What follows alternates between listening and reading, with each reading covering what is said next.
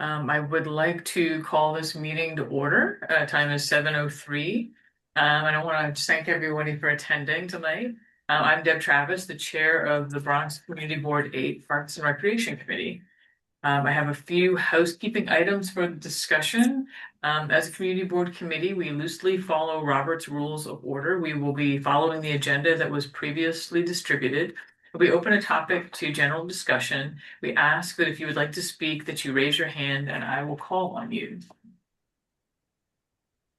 Um, our goal is to have a good, robust discussion of our agenda items. However, if we have a lot of people who would like to speak, or if we're running short of time, you may only get to speak once, so make sure to make it count. If you're not speaking, we ask that you keep yourself muted to prevent background noise from interrupting other people. If you're on Zoom, to raise your hand, you will select reactions at the bottom of the screen. If you're on the phone, it is *6 to mute and unmute yourself, and it is *9 to raise your hand. Now I will do roll call. Bob Bender? Here. Carol Blake is absent. Miriam Violet? Here. And I'm Deb Travis.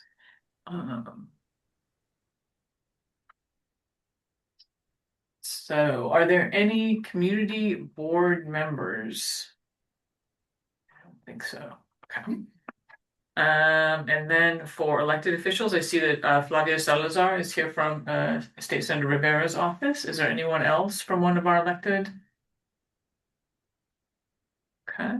And then as far as representatives from parks, I see Joe Magnieri is on the call tonight, Eric Mattis, Nicola Magelton, Valerie Davis, Stephanie Ehrlich, Giulietta Fiore, and Christina Taylor. Anyone else? All right.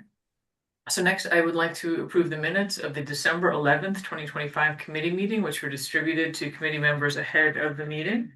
Does anyone on the committee have any changes? No. All right, if there's no objections, I move to approve the minutes by unanimous consent. So the minutes of December 11th, 2025 committee meeting are unanimously approved. So chair's report.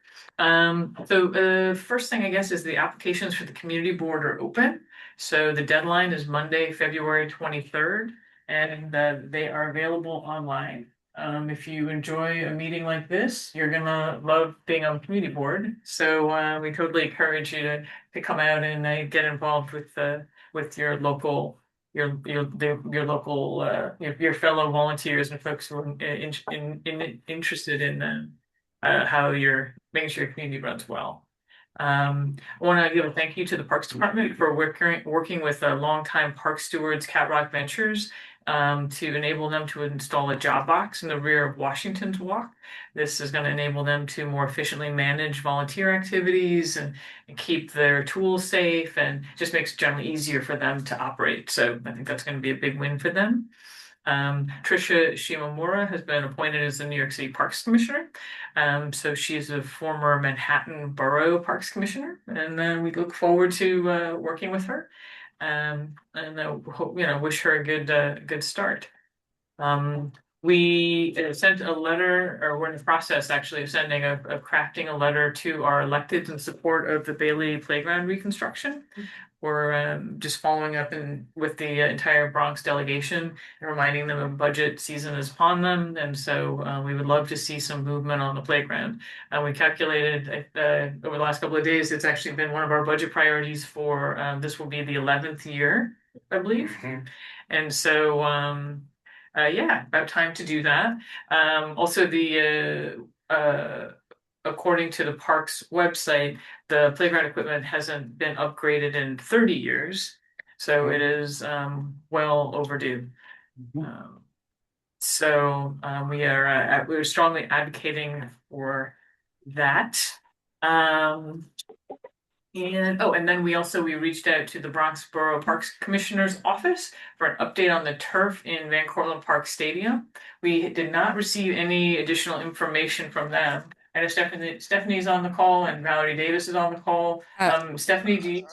Hi, Deb. It's Kat. Yeah, so we are in the process of responding, putting a letter together to respond to the community board on Okay. that. Should be sent out tomorrow morning. Should have been sent out today, but I'm assuming that you guys did not receive it. I think Julie Reyes was the one Uh, that sent it. No, okay. All right. So we'll make sure to send the response tomorrow morning. okay. Hey, could you give us a hint what it says? I'm sorry. Sure. I mean, it's a pretty it's a pretty detailed letter, but basically we're just letting you all know that including BC Aponte, Stephanie Ehrlich and her team, other members from the borough office, from our city white services team, we visited the field to do an assessment of the immediate needs. We're going to be temporarily making some fixes to the field so that it could be ready for the springtime use while we wait for the State of Good Repair project to start in 2027. So is it possible that our main ask was that the State of Good Repair project get kicked to fiscal year 27 instead of calendar year 2027, because calendar year 2027 could easily mean 2028. Yes. Is there, yeah. So, Well, is there any, as you just mentioned, we have a new incoming commissioner, and Commissioner Aponte is in discussion with Commissioner Shimamura to see what we can do in relation to that ask. So, as soon as we have more information on that, we will share. okay. And also just we did forward our letter regarding the turf to commissioner, the new commissioner as well, Yep. just so that she was aware, because the State of Good Repair projects come from the commissioner's office. So okay, Yes. Yep. yeah, Bob. Yeah, I'm glad to hear that something's happening, but again, this is the same thing that's been going on year after year, which is that there is some fix made, some repair made, and it lasts for a certain period of time and then it doesn't. This is the pattern we've been in for a long time. I understand miracles don't happen overnight, but you know, I really wish everybody would get a better sense of urgency about this problem Yes. because And it's serious. As yep. there are games that have been canceled by referees because they looked at the condition of the field. They said this field is unplayable. Yep, and we know we saw it firsthand as well. We do understand the urgency of this project. Believe me. So can you explain to us why it hasn't happened already? I mean, as I understand it, the State of Good Repair projects are basically scheduled out, right? And this was planned and understood to go on the list that need to be done back in 2023.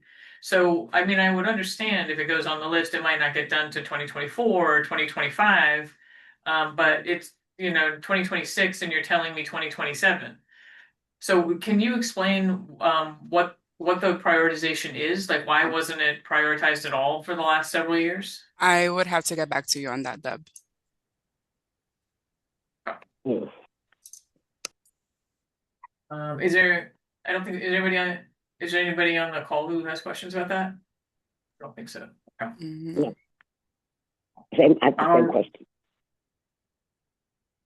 I'm sorry. You had the same question you said? Yeah, I'm sorry. Yeah, my name is Vivian. I live in Briar Oaks, and I came onto the call mainly to hear about the Seton Park dog run. Okay. Well, we'll get to that in a bit. Yeah, So we'll yeah. talk to you in But your moments. Yeah. my input is the same as far as the Van Cortlandt is concerned. Okay.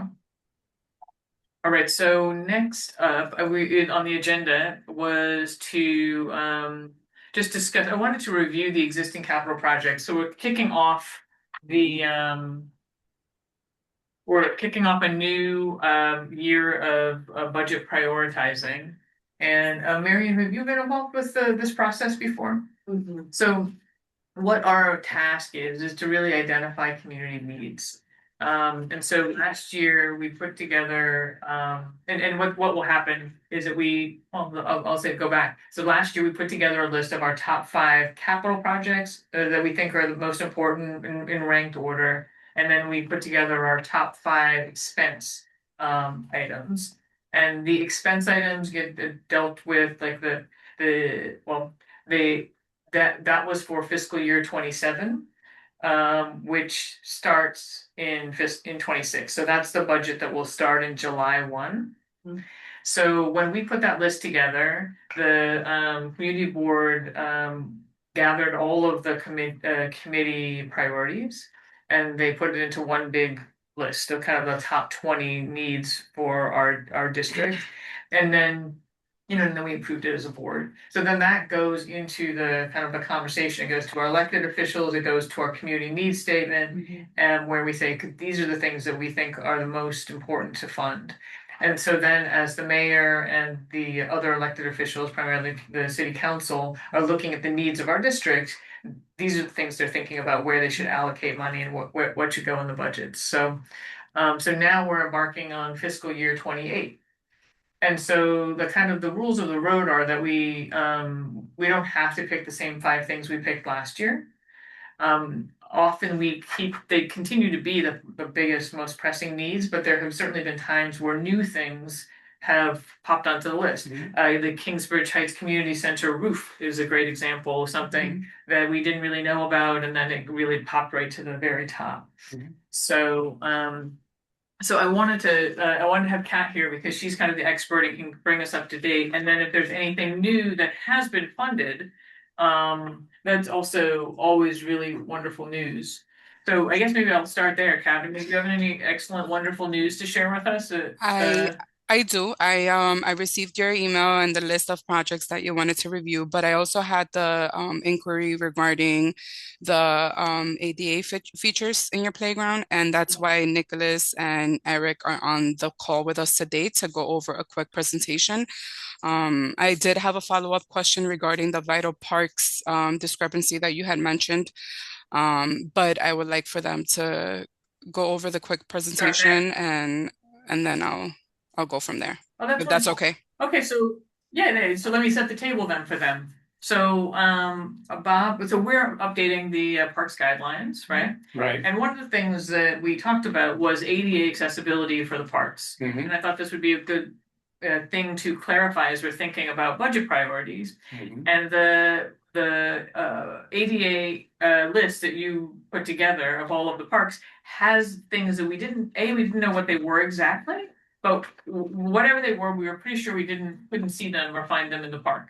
And so I think we wanted some clarification. So for example, so Ford Independence Playground, which is a playground I know pretty well, has and this comes from the Vital Parks website, yeah? It comes from the Parks Department's website. Yeah. Okay. So it says it has accessible water play, mobility transfer, accessible swings for under age 5. So I feel like I understand what those things are. It also has sensory play elements for autism spectrum children. That's where I wasn't sure what that was.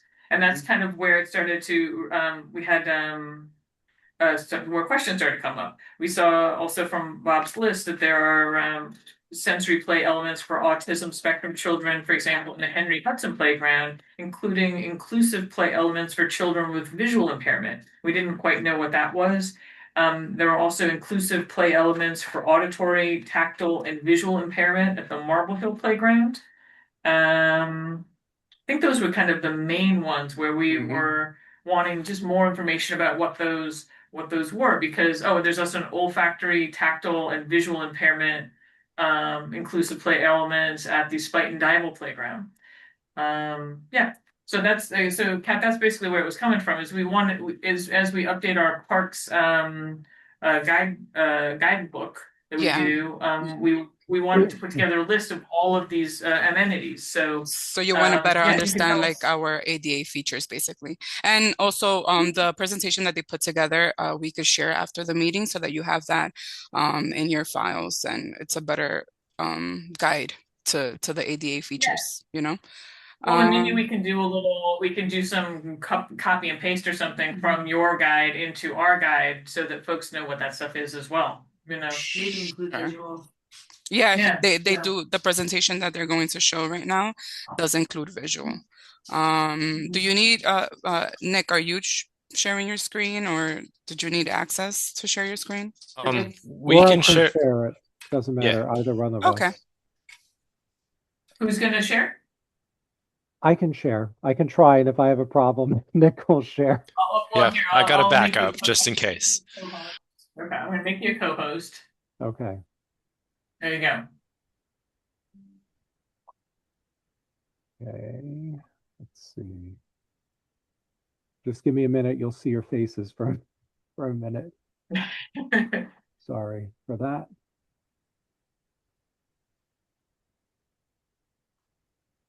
Okay. Can you see my screen? Yeah. Yes. Okay. Great. So thank you. So we took note of the Independence, Marvel, Spite and Duyvil, and Henry Hudson Playground, and we can get back to you with the exact features. But this presentation is just to give you an overall idea of what we incorporate in any of our reconstruction projects that are currently underway, and it may give you some insight into some of the answers to your questions if you. Because each one of those playgrounds that you cited, unless Nick has been to one of them, I have not recently been involved. Just so that you know, I recently took on this position this past fall from Nancy Prince, who was our former chief of landscape architecture. But in any event, let me go through this presentation, and naturally we can go through any questions you have after the presentation. So first of all, standard access practices, right? So I think we all know about this. Anytime we do any sort of capital reconstruction project, we want to make sure that we're providing essentially new ramping in addition to stairs in every one of our playgrounds where it's possible. Sometimes in this borough, it's very difficult to do that, as you know, because of some of the elevation changes that we have in the Bronx. But in general, we're always trying to incorporate access via a ramp in addition to staircases in all of our projects. Something else we try to do is make sure that there's a clear space so that companions can sit next to others that are on benches adjacent to them. So we ordinarily call this companion seating. The diagram that you're looking at, in addition to the photo to the left, just indicates where all those circles are shown, those little red circles. Those are adjacent to benches to make sure that we have that companion seating available. And we look at that at every single one of our reconstruction projects. So moving on to accessible materials and furnishings. So even when we're designing something a little bit more custom like an amphitheater, we want to make sure that there are companion seats and wheelchair accessible spaces available to people within the amphitheater. ADA picnic tables are pretty much self-explanatory, where they extend, they cantilever over to ensure that there's handicapped access for that.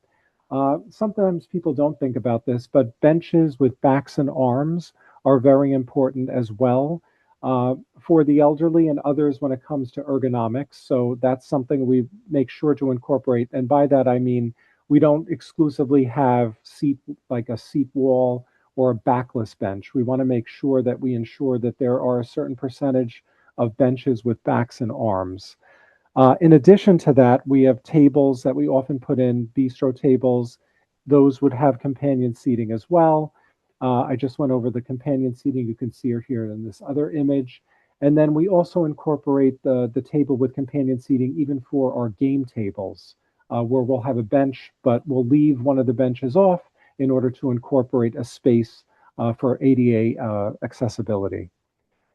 Also, we take into account the same feature for our drinking fountains. We call these like our high-low drinking fountains. So an able-bodied person has the higher elevation bowl to drink from, but we want to make sure that we have an accessible fountain as well. So that's how we want to make sure that all of these are accessible. Every single one of our capital contracts and anything that goes into reconstruction would incorporate one of these drinking fountains that we consider a standard. Accessible surfacing. This is sort of an important slide to take note of. So accessible surfacing is sometimes you might think something's accessible, but technically it's really not. So accessible surfaces are really asphalt, concrete, any sort of pavers, rubber safety surface that you see in our children's play areas, and also beach mats. We call them Moby mats that we use in our public beaches. What's considered inaccessible, even though they may be compacted and flat, but stone screenings aren't really necessarily considered accessible. Manufactured wood chips are not. Natural turf is certainly not. Synthetic turf is also not considered accessible, and naturally sand, and that hence the reason for the Moby mats to provide access to people to our beaches. This is just an image of Central Park to make a point. So this bench would not be considered accessible had it not been for changing the way the joints are treated in these granite blocks. So the granite blocks are filled with mortar so that they're consistently flat and provide a consistently non-bumpy surface. So in this way, we provide access to that bench. We also provide, signage as well. This just happens to be for the beach. We've used it in other types of circumstances as well. Moving on to adult fitness equipment.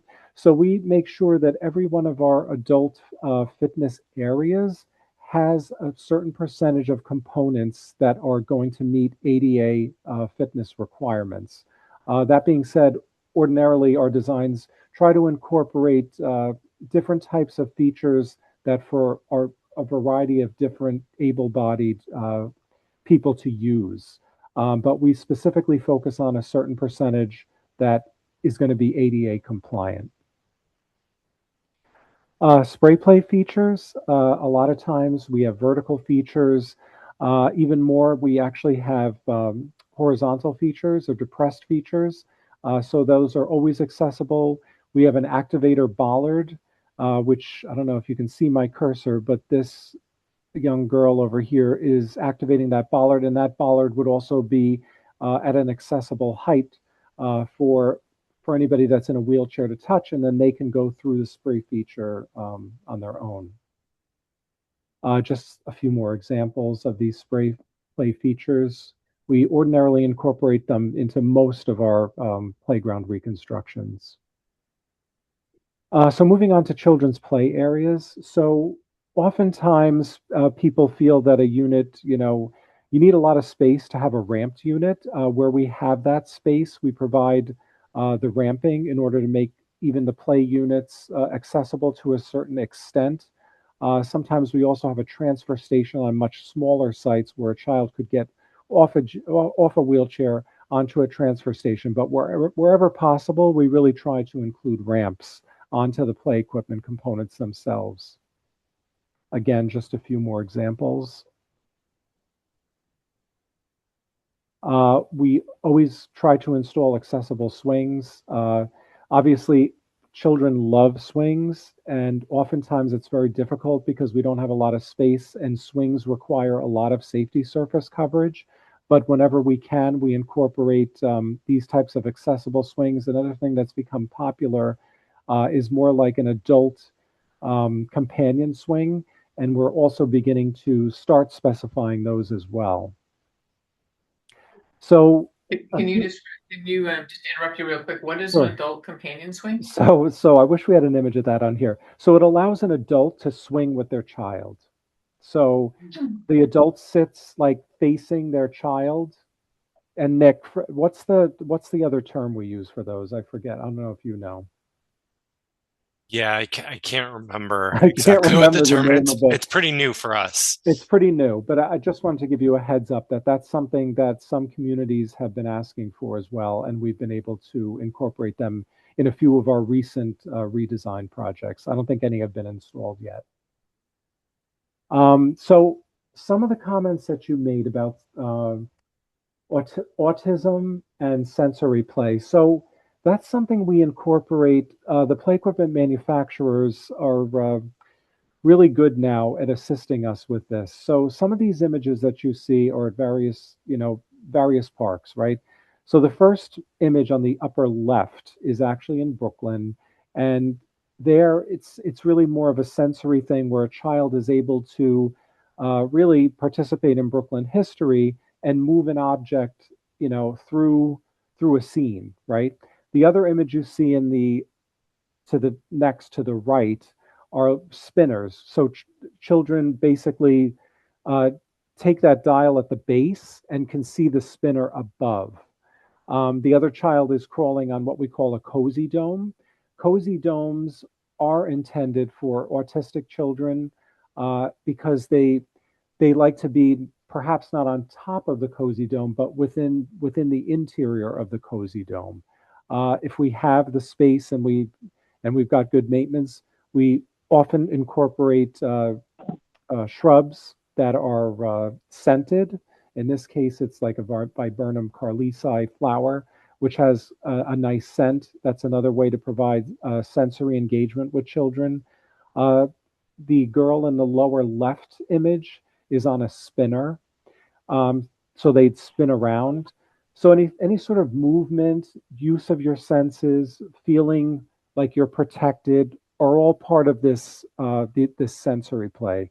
Um, the other image that you see, that green spinning object, again, the colors, it's like a color wheel change. And then the girl is speaking into a microphone, can speak to somebody in a listening tube that's a little bit further away.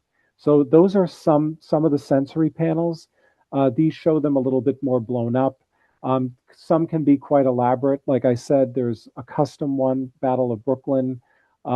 And each one of the play equipment manufacturers that we work with can work with us to create custom, but they have a lot of essentially standard items as well. So the girl on the left, again, is using a crank and manipulates it so all of those different features spin. And then naturally, you've got, actually, you can see learning Braille. So there, that could be someone that is blind that's able to use that play panel. Oftentimes, we have like a tic-tac-toe, or in this case, like a spelling that is also has Braille on it. So that's something that we also incorporate as part of these sensory play. The other important aspect of it is that sometimes these are put up on the units. If it's a ramped unit, it's wonderful because a disabled child be able to get up and use it. But more often than not, we keep these panels at a ground level, so you can see where the girl is playing with that cranking system, and they're even lower than that at times, right at the base, like you see in that image in the lower right, where a child that's in a wheelchair can get up to it all on their own. And we'd have these separate play panels that are, in some cases, separate from the play equipment. Sometimes they're incorporated at the base of the play equipment. Other times they're separated. So we create really a variety of experiences for the children. So again, this shows it a little bit more. So you can see in the image on the left, these sensory play panels are part of the play equipment experience. So they are elevated. But this is a ramped unit, so children that are in a wheelchair could get up here. The blue panel that you see on the left is a music panel, so we sometimes incorporate music. The panel that's sort of cut off, that's in green to the right, again, is showing sign language for auditory or olfactory. So when some of these things are mentioned as part of our vital parks, those are the components within the play equipment itself that they could be expounding as part of the narrative for that particular playground. We also, as I said before, with that cozy dome image that I had with that girl climbing on top of it, we also like to incorporate these types of smaller structures, again, for quiet or imaginative play. They're very successful and beloved by community members.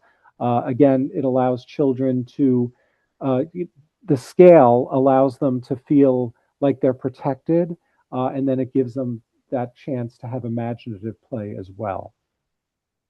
And then just quickly, building renovations are very important to us. So we are actually probably moving away years from now from actually renovating existing public restroom buildings. Again, we're not using the term comfort stations, so forgive me for not having that changed on here. They're public restroom buildings. But ordinarily, when we renovate an existing public restroom building that's from the Robert Moses era, these are the types of features we would do to renovate the interior. We want to try and make them obviously accessible, ADA compliant and accessible. We want to make sure that any sort of the grades to access the doors to the facilities when we're regrading the site itself, become accessible, but more importantly, that the interior partitions and the turning radii are all taken care of for the interior renovation. As I said, we're still doing reconstructions, but we really are tending now to focus on really demolishing a structure and putting in one of our newer standards so that there's even more suitable space for the fixtures and the turnaround space. But we are still doing reconstructions as well. I noted briefly about beaches. So again, Moby mats are very difficult for us to maintain because of the whole sand movement. But those are considered, accessible or ADA compliant as well. Accessible pools, we have done some mini pools as well. The image on the right is naturally an indoor pool that would be at one of our recreation centers, so there'd be ramp structured access to that. But for some of our mini pools that are within our playground sites, we're using more of this hydraulic lift chair. So that's, again, another way to provide ADA compliance for that. We look at this too, we holistically for when we're looking at sites, even like ball fields. Oftentimes, a ball field may be adjacent to a circulation path within a park, but there's no path that brings you from that external or perimeter circulation path right up to the dugouts. So whenever we do a field reconstruction, we try as much as possible to provide an accessible path to the dugout or dugouts when possible. So you can see here, oftentimes, we try to do both. Sometimes we can only do one, but we try and make them all accessible as well. And in this particular case, this one is actually showing a ramp to get to it.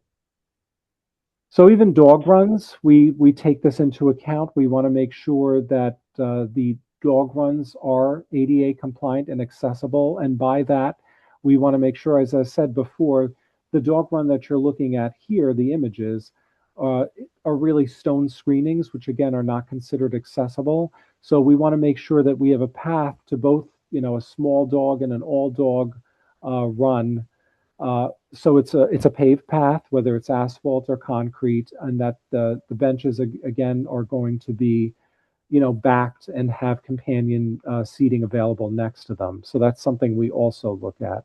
And then these are just a couple of examples of how we try to incorporate that ADA accessibility. And I think this is my last slide. Yeah. So, and Eric, while you were doing that, I did look up that swing is called an expression swing or a multi-generational swing. Thanks, Nick. Yeah. So while I still have this up, would you like me to go back to any of the slides, or I can stop sharing? Well, we might leave it up for a moment. Sure. I had a couple of questions, I guess. Yeah. So thank you for this. This is really illuminating. There's a lot of detail here that I didn't know, and I appreciate this because I know, particularly around dog runs, that was actually going to be one of my first questions, because I know in Fort Independence, for example, we had a couple of folks who were dog owners who were who had wheelchairs, and it was always an issue for them to get into the dog run. One of them, she had vision issues, and that's why she had her dog and her wheelchair, and so it was like we really had to advocate to get a ramp built, which the Parks Department did eventually, which was really helped. But something like this is, you just don't think about it until you actually meet the person who needs it. So one of the questions is really how do playgrounds qualify? Like, these all look like wonderful features. I don't believe we have anything like this in any of our playgrounds that I'm aware of. We've had a couple of playground reconstructions. The classic playground was done. Marble Hill Playground, I think, is relatively new. I think those are the two big ones. Fort Forest had a partial renovation. And you can't correct me if I'm forgetting anybody. Fort Independence Playground, for example, though, we just did approved the reconstruction of that, and there was I don't believe there was anything like this. Anything so like what? I'm sorry, I missed that. anything like fun little spinny things or something that teaches you Braille. You know, the cool, that really cool history of the Mhm. Brooklyn. I mean, there's like those kinds of more interactive things that would really be a real feature that people would remember. I think I just like, how do you qualify for that? It shouldn't have to qualify, but what we're going to do, Nick and I are obviously taking notes, and we'll go back and look at each one of the playgrounds that you mentioned. And then we're going to share with Kat, who can share with you the features, because I'm pretty sure if you've had a recent reconstruction done, there should definitely be sensory play panels. We don't often do what you saw in that Brooklyn site, right? That was something that, again, became custom because probably the community.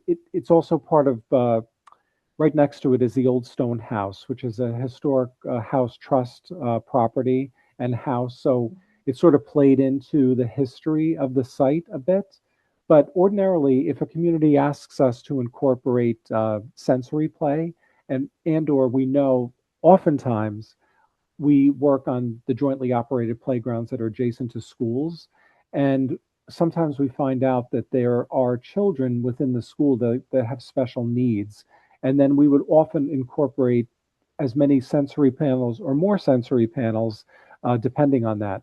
So we can look at each one of these sites. I'd be hard pressed to think that we didn't include sensory panels if they were done recently. If they were really, if they were done within the past 10 years, they would have had the sensory play panels. So I'd like to take a look and see. The one caveat I would say to that, Eric, is Mhm. if there were minor improvements done by Citywide Services True, or by true, M&O, so if they had just gone in and painted existing play true. equipment or did minor upgrades, you guys might not be seeing if some of those playgrounds fall into that category. Yep, yep. Right. Right. I mean, the Seton playground was pretty substantial, and I know Mhm. it says that there were inclusive play elements for there. I think that there are panels there Hmm. potentially, and there's a little that little racetrack for the kids to run around. But I don't know. I'd have to go back and visit it now. Yeah. But it would be, yeah, it would be really that the Seton playground, the classic playground, and the Well, the new one that we just went over the plans. For the well, and For Fort Independence. Independence. Yeah. I think that that would be important, Yeah, that seems like an opportunity to integrate something especially because there. And I know that that we've gotten feedback from the community specifically for Fort Independence because I've heard from parents about that. Um, so that yeah, I mean that I think that's the one right now that's active. I'd have to go back and look at our continuing Mhm. just real quick. Yeah, the Fort Independence playgrounds and Well, that one is still in the design phase. yeah. You know, maybe we're at the end of the Sure. design phase now. Hmm. But it would, you know, again, like you, Deb, I don't recall any of these features No. being discussed as part of the redesign of Fort Independence Park. I think maybe that's one where we should take another look and figure out, you know, what does make sense for that park. I mean, I'm sure there are constraints like, you know, how big a space do you have for the park? You Right. can't incorporate some of these elements if you're constrained by the area of the park. But some of these also look like they don't take up much space at all. Some of the swing Right. modifications, you know, it's swings, which they all have. But I think we should re-examine Fort Independence. Yeah. I do think that they did say they had a disabled swing, but that was about it. Yeah, there was like one I swing, think there was one, Mhm. and I'm curious, how many parks actually have these upgrades, like percentage wise? Are we seeing that a lot of them have these upgrades? Or I know you're saying that it's on a case by case, but I'm just curious at this point, how many of our city's parks have these upgrades? Sorry, I'm going to stop sharing for a minute Yes, you can see us. so I can see you. Yeah, I don't know that we have those percentages, to be honest with you. It's really whenever we do a full capital reconstruction. So what Nick had mentioned, yes, oftentimes Citywide Services team would come in and do minor improvements. It could just be repaving, it could be recolor seal coating something. But ordinarily, I don't think that they do, major, I'm pretty sure they don't really tackle play equipment. But whenever we have a capital contract, like any of these, anytime we're scheduling a community input meeting within your board, those would be the times, and again, within the past 10 years, I would say, where we'd be incorporating those within the play equipment. So even if it's a small piece of play equipment, it's always possible to put the play panels in, whether it's above or right at grade. And there's a chance that we may not have featured the play panels as much as they are a part of the playground when we came to see you. I know sometimes the renderings aren't cut from the right angle necessarily, but we do see ground level play in all of our playgrounds that we renovate at capital projects. We will look into those playgrounds that you mentioned. And I think you were the one that you were thinking about was Strong Street, Deb. That one was one of the most recent ones. That's it. Yeah. Yep. So we'll look into those features and we'll get back to you. And then Kat, when you did the four work, I know there was some you did the basketball court, Yeah, the restroom, and the spray swing shower, area, right? the swing And area. the swing. Yes. So like with that, you did some is that because you just did swings and not the full, like how would we best advocate for, I mean, obviously the playground equipment was already on our list to do. I mean, that playground needs a full capital project. It is, and it does. It is on our priority list. And I know that. Yeah, go ahead. I'm sorry. Oh no, I'm sorry. I was interrupting you. I mean, you should finish. No, I was just saying that it is on our priority list. So it's actually our number 2 budget priority for last year, for fiscal year 27.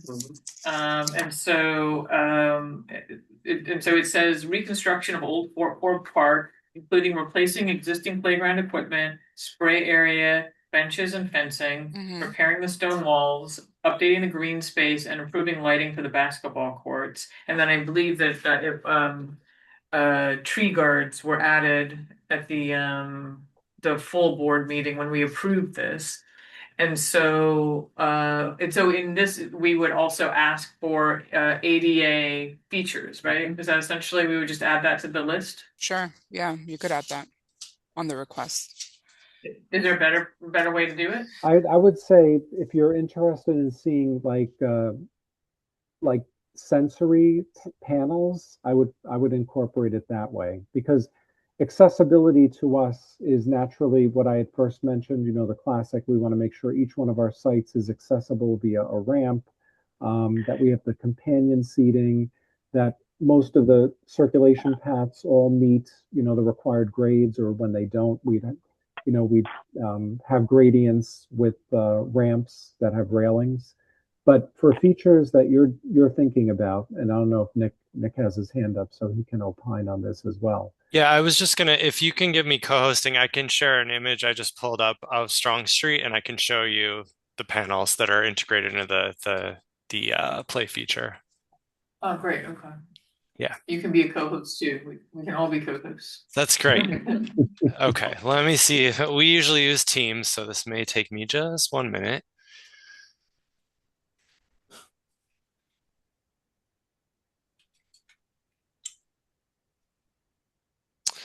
All right, hold on. I have to give this Zoom permission. All right.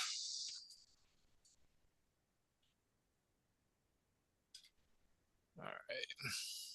There we go. So if you look here, you can see my screen, yes? Oh, yeah. Yep.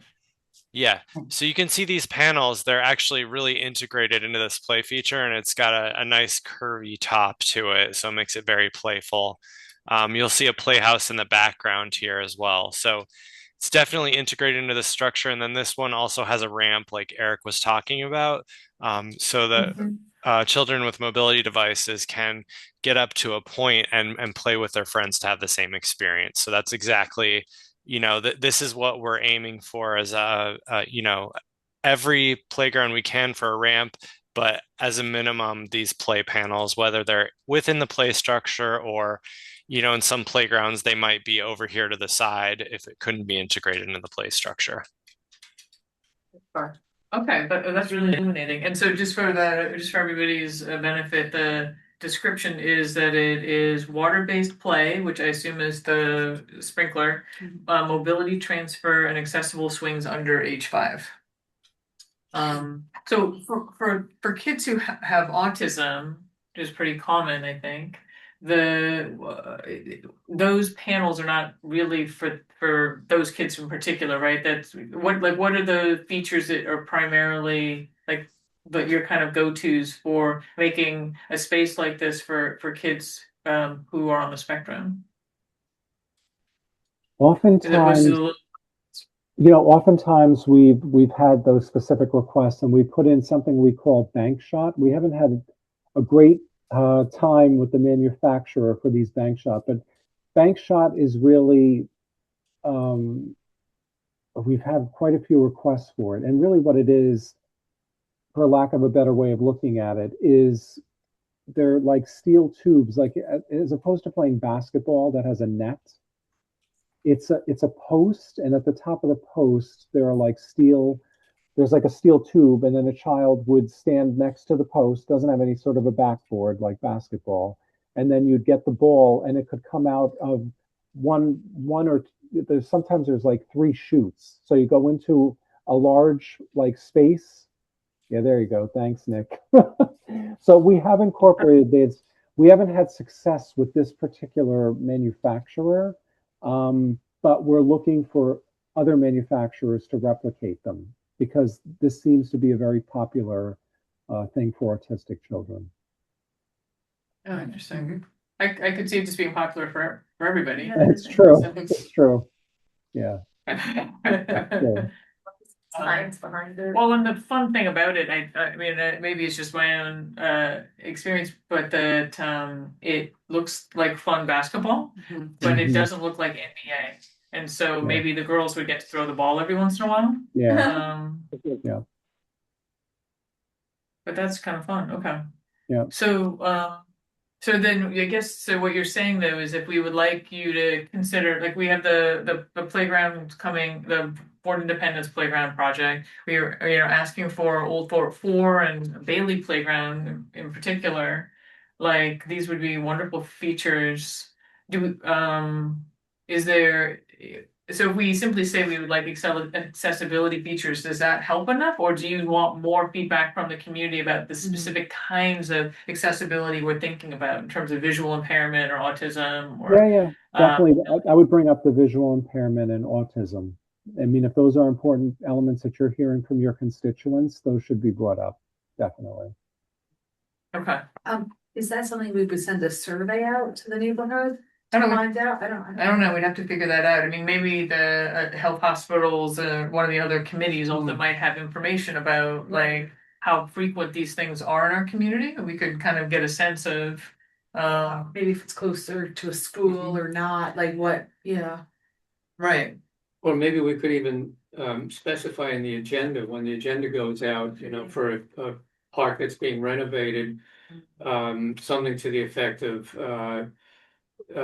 special feature or features for children with special needs, something like that can be discussed, just something that encourages people who might have children who fall into those categories to come to the meeting and say, oh, they're specifically mentioning this. I'll go to the meeting because, I have a child who could benefit from this. Yeah. Right.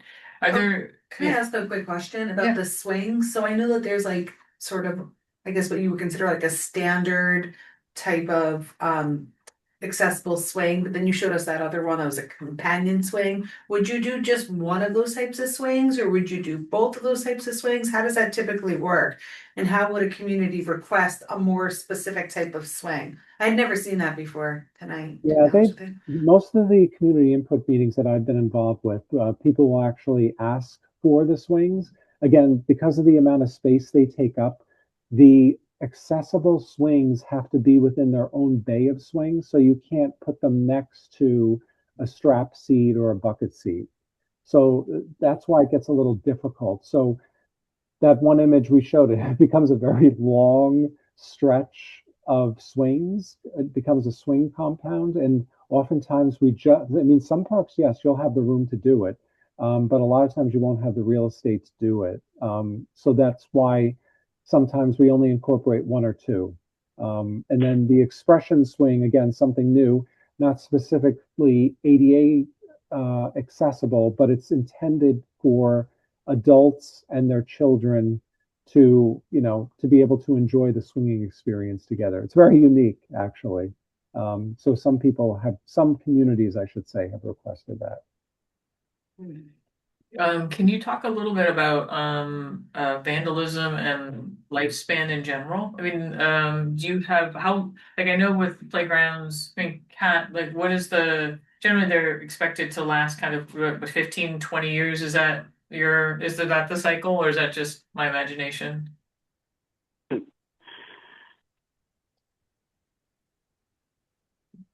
I need to unmute you?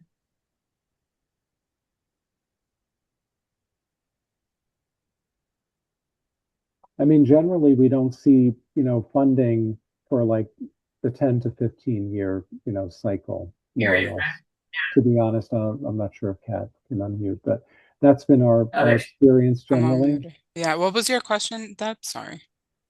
So I guess my question is they look fragile. The swings look pretty robust, but some of the pieces of moving parts or the braille game or some of that stuff looks like it might maybe it'll last 5 years. Maybe it'll be like a real target for vandalism. When I think about this dual swing thing, seems. I mean, I know what the kids do the regular swing.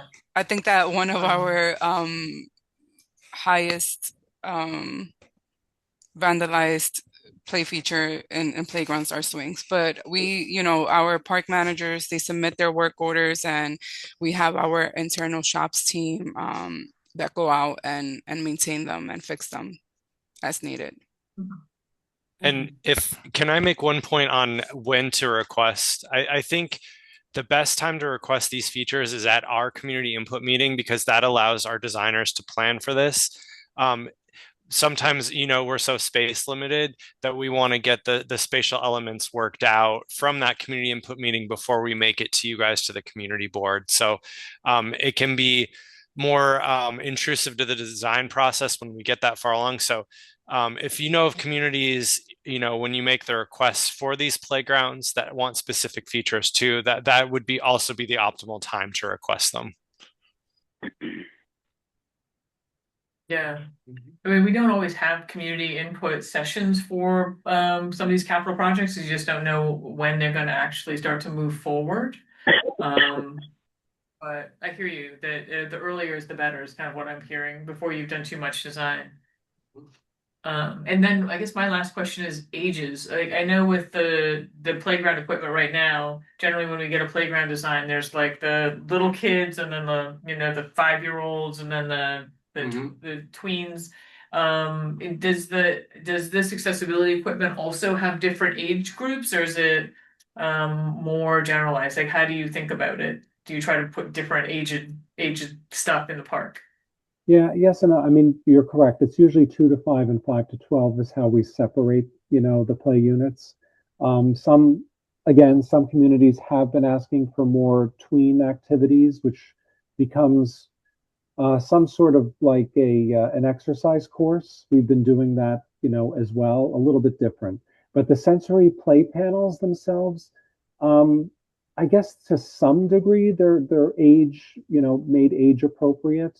But we can look into that. I mean, most of our manufacturers would be better at answering that question. But I'm pretty sure anything that you have on an upper deck as opposed to right at grade could be a little bit different. But most of the ones that I've seen seem to be incorporated into both the 2 to 5 and 5 to 12 play areas. But it's something we can look into.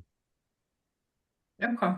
That's great. And then I guess one last question is the Van Cortlandt pool.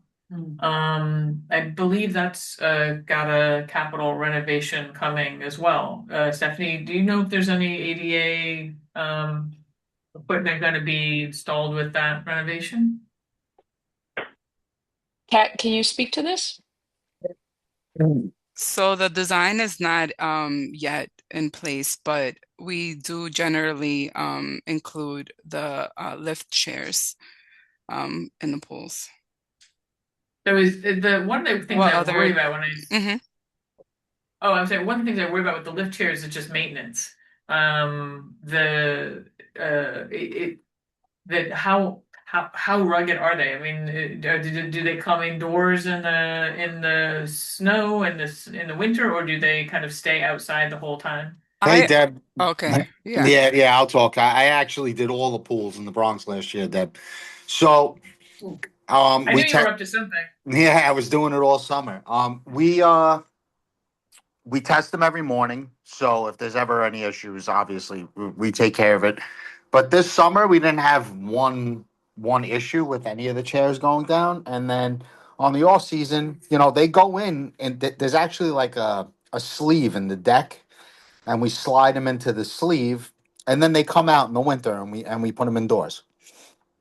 Okay, got it. Okay. Yeah, they're I mean, not one issue this over the summer, and that's with all 9 pools. I think we have 9 pools in the Bronx. There weren't any issues.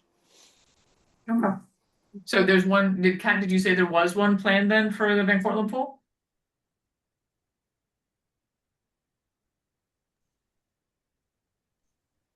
Deb, I can't see them not putting one in.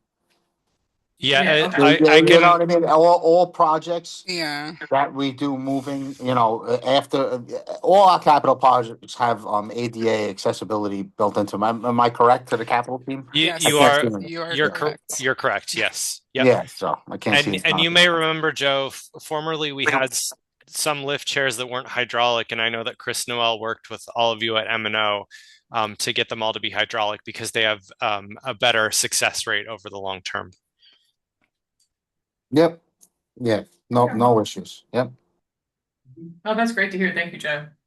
Yeah, one last question. Going back to Port Independence renovation, the restroom there is undergoing some renovation too, I believe. Yes, it is. Replaced. It's going to be a brand new building. So and so it's automatic that it will be accessible, right? Yes, correct. Yep. Okay. All right, because I was really shocked at how few accessible restrooms there are in the parks and playgrounds in our district. Miriam, anything? Okay, well, I think we're done with the accessibility features. Thank you so much. I feel like I've learned a lot, and this has been really wonderful. We can kind of go through now a little wiser.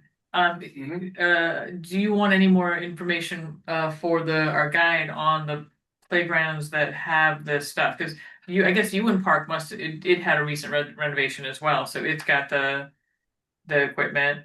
For I don't think does, but it says it has some.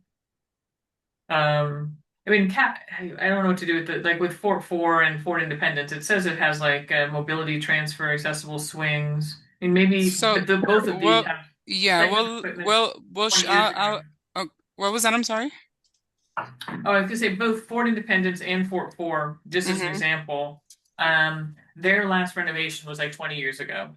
Right, so Yeah. I would believe that they have mobility transfer and I'm sure that they have accessible swings for under 5, but they're probably a totally different generation than what would happen now.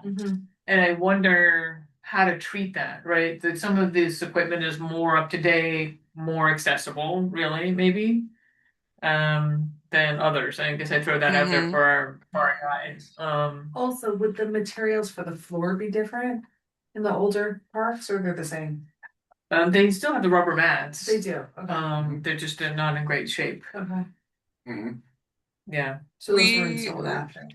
We will look at the list that you shared, Deb, closer and get back to you on the play features that you saw online. Okay, that would be wonderful. Yeah. Well, so thank you so much. You've gone above and beyond. I really appreciate that. Yeah. And then I think so. So Nick and Eric, I think you're free to get on with your evening if you'd like. Thank You're also you. welcome to. Okay. So great to meet you all. Yeah, it was great. Thank you for all your hard work. This was great. Yep. No, Thank you, Eric. Take Thank you, care. Nick. Bye. Yep, Good night. okay. Bye. So Kat, I think now we want to go back and just review the funded stuff, and then if you had anything new that has been funded Okay. that we would So like to. Julieta from the Historic House Trust is here. She joined us tonight, and I'll let her go first to give an update on her projects. So then she Sure. could be free to go. Oh, thanks. No, I'm really enjoying this. Is a great conversation. I'm sorry, I have a little bit of a cold, so I'm stuffy. But so as you all know, there is a $16 million exciting project at the Van Cortlandt House Museum that's currently in design. The design is with Parks Architecture at the moment, with consultant WXY Architects, and after design is finished, it'll go to our organization to facilitate construction. Where we are now is we are trying to work through some kind of functional design issues that have come up. So the three main goals of this project are to secure the building envelope of the historic building, complete a restoration of the historic building. That's one. Number two is upgrade the mechanical systems for the building, including HVAC, and make them electric and kind of state of the art and just current. And the third one and the biggest one is accessibility. I know this has been a huge topic for today, but improving ADA access for not only the visitor center, but also to the programming area in the basement of the historic house and the first floor of the historic house itself is a really critical component of this project, which just kind of creates some logistical issues. With the designers, it's been determined that a Lula lift is probably the best solution to make sure that barrier-free access is provided to the first floor of the museum and the ground floor or the basement education room. But how that Lula lift is implemented within the landmarked historic site has been a challenge. So we had a first internal stakeholder meeting with the museum in April and the designers just to kind of walk through their operations, walk through some preliminary schematics, and a lot of thoughts came out of that about how the design essentially needed to change to facilitate museum operations a little bit better, and also because we think there are going to be some serious concerns from the Landmarks Preservation Commission when it goes for landmarks review. We've gotten out ahead of that and are kind of having staff level conversations with LPC. Where we are now essentially is hopefully we'll have, or the Parks Department, the folks who are leading this project, the design of this project, will have a presentation for the community board in the next few months with kind of a final schematic design that solves some of these challenging design problems that really are just kind of like engineering and structural issues for actual community input. And we'll hopefully have that in the next few months, as I said. But in the meantime, you've probably seen if you've been to the museum, Parks and us were working to facilitate kind of temporary ADA upgrades. We've reduced threshold sizes, constructed a temporary wooden ramp, are replacing door hardware, a variety of other things to kind of just temporarily make the site more accessible with the goal of really completing this project within the next few years. What is the timeline for starting construction? It's a really good question. Yeah, it's a really good question. I think it really hinges on how quickly we can kind of solve these logistical design challenges and how quickly we can get through LPC with the design, because there will likely have to be some new construction on the site, which is a big, an issue for LPC, understandably so. So, I just can't give you that. When Parks does a design presentation, they'll have a better estimate for you. But what I will say is no matter what, there's a 9-month registration time that it takes for us to register a construction contract. So however long it takes to finish the design, work through to get a really great product, register the contract, and then we'll be breaking ground. Okay. And then do you have a rough idea how long currently you think it's going to take? How long It sounds like it's a couple, probably 3 years out, maybe the best case. I would say and then that's a good estimate. Like a 2 year. I see Christine's got her hand up, so maybe she's got the. I don't have the answer. I had a question. Sorry. Oh, okay. So Julieta, now you're back on the hook. No worries. For construction timeline? Yeah, well, like, yeah, is it a 2-year project, 3-year project, a 2-year project that becomes a 4-year project? Like, what's your best Um, guess? we tend to try to keep the historic house projects 18 to 24 months because the historic houses are such critical public resources. We want to limit closures as much as possible. That being said, a Right. Lula lift is a pretty intense construction endeavor, so it's possible it might be more. We'll know when we finalize the designs, but we try to keep it as streamlined as possible because we really don't want these places closed for long periods of time. So what is a Lulu lift? Oh, it's like a smaller, lighter elevator. It's Okay. a lift that is easier to operate than kind of your standard kind of chair lift that you see outside of some sites, and they often break down and they can be difficult to maintain. So we're trying not to go with that sort of lift. The Lulu lift is an internal, it will operate quite a bit like an elevator. But again, there are some structural challenges that we have to get past in order to finalize that decision. And why go with a Lulu lift? It's a Lulu or how do you spell that? It's a Lula, Lula. It's an Oh, acronym. okay. Yeah. Okay. And why go with that instead of installing an elevator? I mean, I don't know how much Yeah, more. no. So the elevator, first of all, we don't have the funding. An elevator requires quite a bit of excavation, which costs money. But second of all, because it's next to a historic house and the construction just has to be next to the historic house in order to facilitate access to the first floor, digging a shaft for an elevator would disrupt the foundations, and it's not feasible. Right. Okay, that makes sense. But we are exploring And all options, so all options are still on the table. okay. Okay. And then the fence. Where do we stand with the replacement of the fence? I'm Christina, sorry, did you? the fence. Oh, Christina, did you have a question about the historic house? Yeah, I just had a quick question because you had mentioned having a meeting or coming back to the community board with a design. And I just want to clarify, is it just to inform the community board or is it an actual like a scoping meeting where the community can provide input? That I will have to go back to the parks designers, but considering how schematic the designs are, I am assuming that the community will be able to provide input. The designs won't be complete at that time. Thank you. Okay. And as far as I'm aware, Stephanie, I don't want to step on your toes, but I think the fence is all done and dusted. Yes, it is. That was completed in May, I think it was, Stephanie, right? 2025? June, Okay. but yeah. May, June, something Yep, like yep, that. yep, Yep. yep. I Just in remember it time for was this. hot when we were walking that. Yeah. Yep, just in time for the Philharmonic. It was perfect timing. Yep. This is what happens when I get to the Philharmonic in the dark and I don't go to Oktoberfest. So, um, so any questions about the Van Cortlandt House? Yeah, I do have one. Yeah, Bob.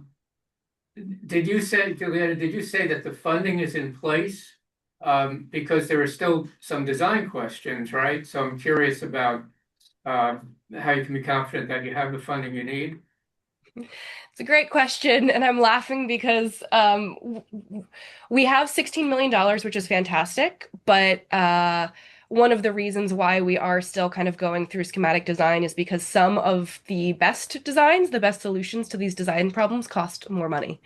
So what we have to do and what will likely happen at the next community board meeting or at the community board meeting at which Parks presents the preliminary designs, is kind of a conversation about that push and pull between the design and the funding, and if we feel that additional funding could be procured. Okay, got it. Okay. Thank you. Thank you.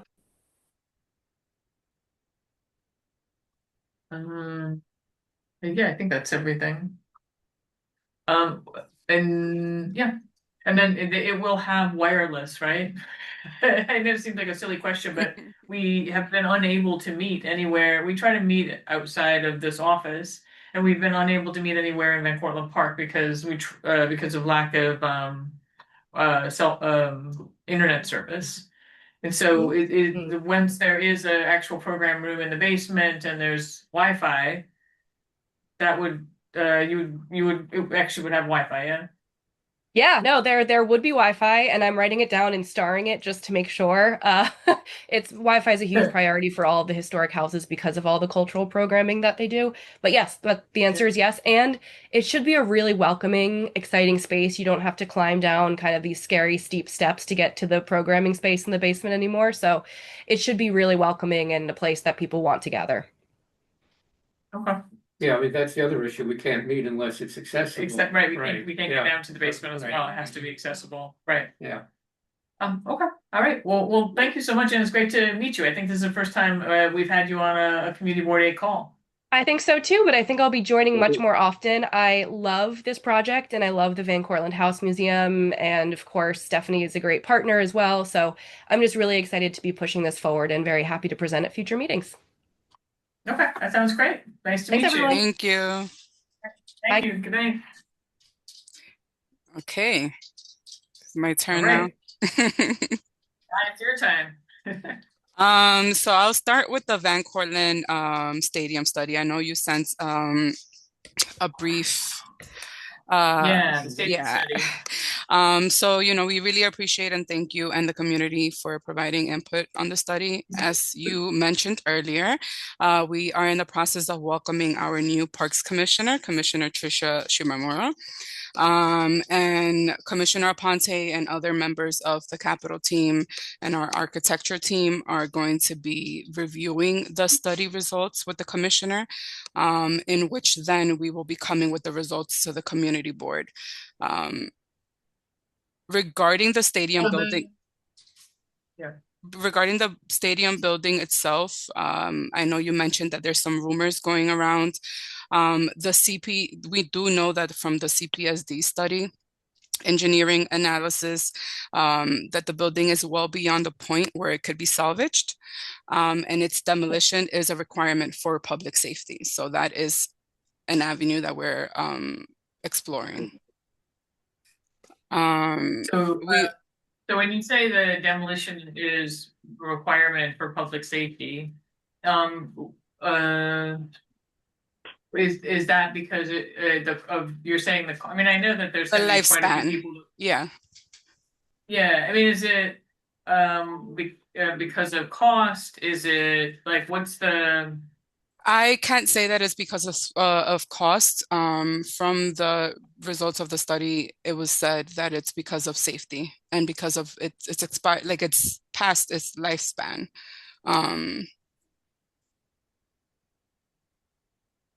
Okay. Well, so I'm sorry. So we're talking about the stadium, right? Talking about the stadium. Yeah, the stadium. Yeah. The stadium building. Okay. But so have we ever seen the results of this study? So there's two pieces. She's talking about the engineering analysis, right? Okay. All right. Go ahead. Yeah, and that has not came.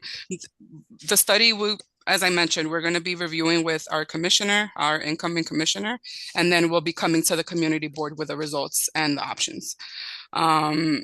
We would, of course, be able to incorporate, some aesthetic features to the historic structure of the building.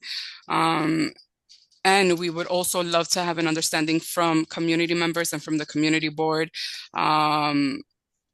of one of the features, which would be the importance of the handball courts being directly on the building itself rather than how they are now. That's one of the items that we would need input for. So is there, I mean, it sounds to me like the stadium is beyond, it's beyond repair, but it's actually younger than many of the buildings that surround it. And so it's beyond repair because it hasn't been maintained all these years, and so has now fallen into being beyond salvageable. And so, just to be candid, I mean, you're not responsible for water coding. Is there nothing that we can do, like it's some sort of adaptive reuse, some sort of preserving pieces of it so that elements of the stadium are, integrated into whatever new life the stadium study Yeah. will propose. I mean, I was on the community input sessions for that stadium Mm-hmm. study, and it was Yep. about the whole southern end. It was about Yeah. all of the Mhm. uses and every access and everything. It was very expansive and very thorough.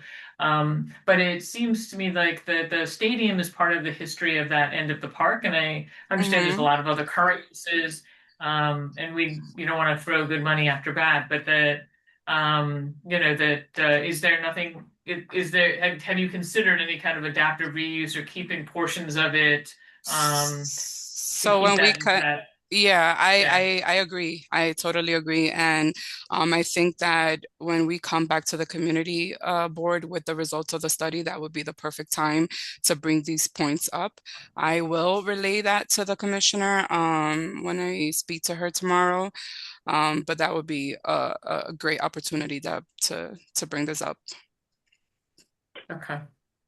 And do we have an ETA on when this is going to happen? Oh, yeah, Kat, what's I the? I do not I do not have a time frame on that. I hope that it's within the next few months, but I can't give you an exact date right now.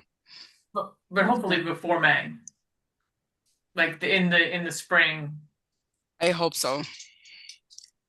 Don't quote me on I that mean, though, but yeah. Considering the original plan was spring 2025, we are running a little bit late. Right. Yeah. Right. Yeah. Okay. All right.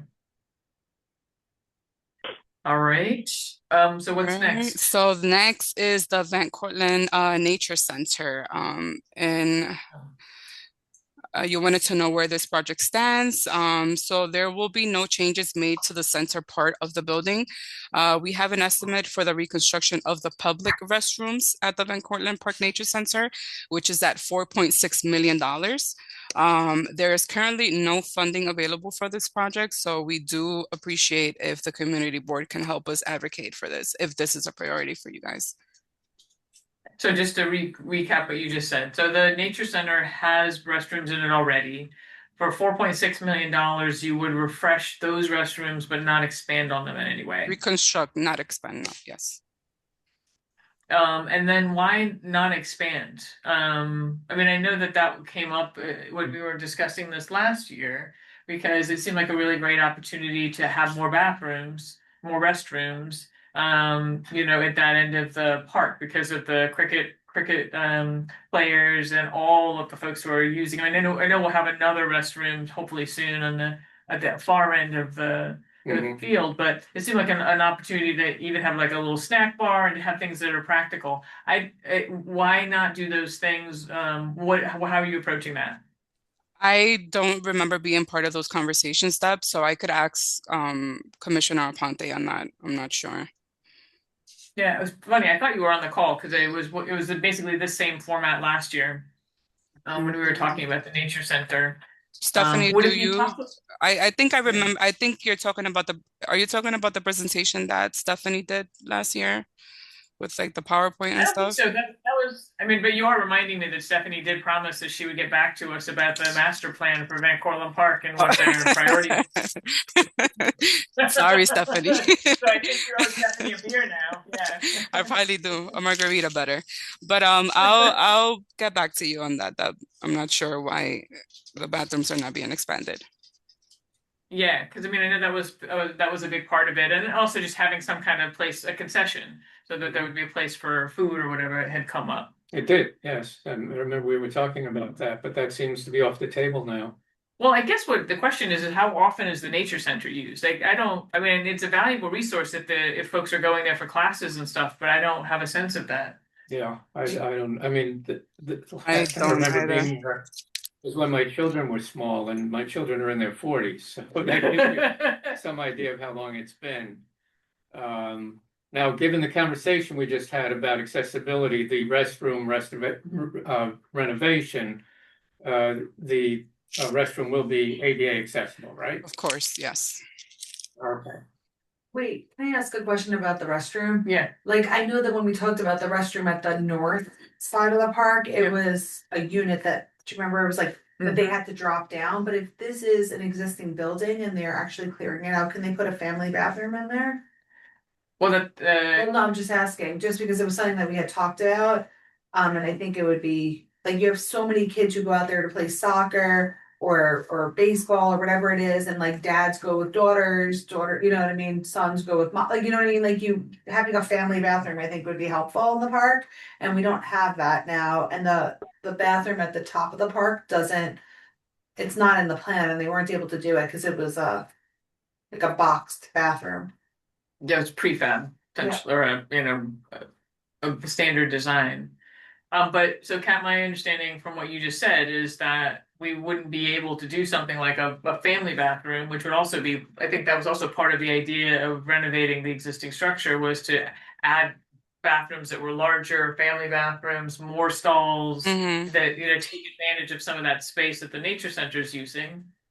If you did just a reconstruction and you left the nature center in place, does the existing bathroom floor plan essentially, or restroom floor plan stay the same?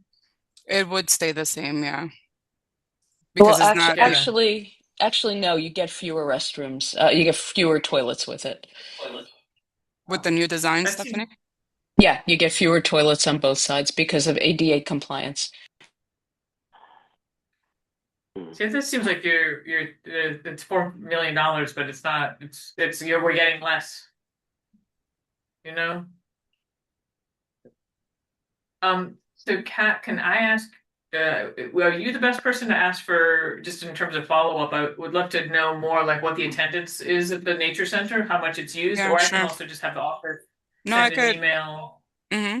I'm I know taking you have notes. all I the- have some follow-ups, so I'll look into that with our Yeah. public programs team. Yep. Yeah, that would be wonderful, just to understand how much it's used, but Okay. particularly considering how much the restroom we know is used, and that a family bathroom would be great. We don't want to lose any toilets. Having bigger stalls, having more stalls, Okay. having and I mean, having a little snack thing would be fine. That'd be great, but really, what we want are restrooms. Mhm. I mean, I think that's one thing we really learned when the whole cricket conversation happened, was what a dearth of Mhm. restrooms there are at the southern end of the park, and for not for nothing for when the Philharmonic plays. But Mhm. and just one last thing about the family bathroom, and then I'll leave it alone. I do feel like that's an accessibility thing. Like, I think that most parents wouldn't feel comfortable just sending their kid into a bathroom. Do you know what I mean? In a New York City park. I think that you have to think about that under the accessibility umbrella. Yeah. I think it's really important. Yeah. Well, and if we want to think about it for our budget priorities too, we can kind of add that as a thing. Yeah. That's what we want. We can discuss that. Okay. Can I ask a question? Can I ask a question? Yes. Go for it. Yes. The bathrooms that we're talking about, because I have to be honest with you, this is the first time I'm joining in here. Welcome. And thank you. Are the bathrooms co-ed bathrooms? The restrooms are in the nature center. They're on either side, and there's one set that's designated for men and one set that's designated for women. Okay, all right. Because I'm only saying it because with men generally, they're much faster, and it would make sense to have a separate space for the males. That's the only reason I was asking. Yeah. And I think what we're talking about is a separate space for men, a separate space for women, and then a family bathroom, and then making the men's rooms and the women's rooms larger so there's more stalls, or at least equivalent numbers of stalls as we have now. I think that's kind of what the thought is. Yeah. Makes sense. Okay. Anything else on restrooms, nature center? Well, let me ask you another thing. Is in where the nature center is, because I know that a lot of functions go on at Van Cortlandt. Is there any idea of incorporating sort of like, not a store, but a place where people can go and maybe want to purchase, T-shirts or booklets about the history of the park or things like that? I mean, I think to some degree you can do that in the gift shop of the historic house. They do have a Um, gift shop. That's yeah, what I was the asking. historic, Okay. yeah, the Portland House has a gift shop. I don't Uh, know if the Nature Center has anything like that. Oh wait, Christina's got her hand up. She can answer that question, I'm sure. yeah. Christina? To answer that question, no, the Nature Center doesn't have a gift shop, but there is one at the museum. But I also have another question, but I can wait if you want. Okay. No, go for it. What's your question? So I'm just curious, because I know Parks got the estimate for the restrooms themselves, but I'm curious if they got, or would they be willing to get an estimate to redo the Nature Center itself? Because the Nature Center is rather old at this point and outdated. Yeah, that's a really good call. Kat? Like, I mean, the if you're doing the restrooms, can we also look at what would be involved with updating the nature center so that it's an inviting and a place for people to go in and has accessibility and all of the things that would excite children, I can relay that to the public programs team. Yeah, and like that could a be hot things dog to attract adults as well. Yeah. You know, There's signage. that would So bring wait, I'm gonna income. have one person speak at a time, and I'll call on you. So, yeah, Miriam, you're talking. Oh, I was just saying that when you're thinking about this, just have better signage to explain like what's there in the nature center, be helpful. Making it more visible. Yeah. Yeah, I think that's a good call out too. Right. I have one more question about the nature center. Yeah. How often is it open? Because I feel like often I'm walking my dog there and it seems closed a lot. Like what are the hours? How often is it used?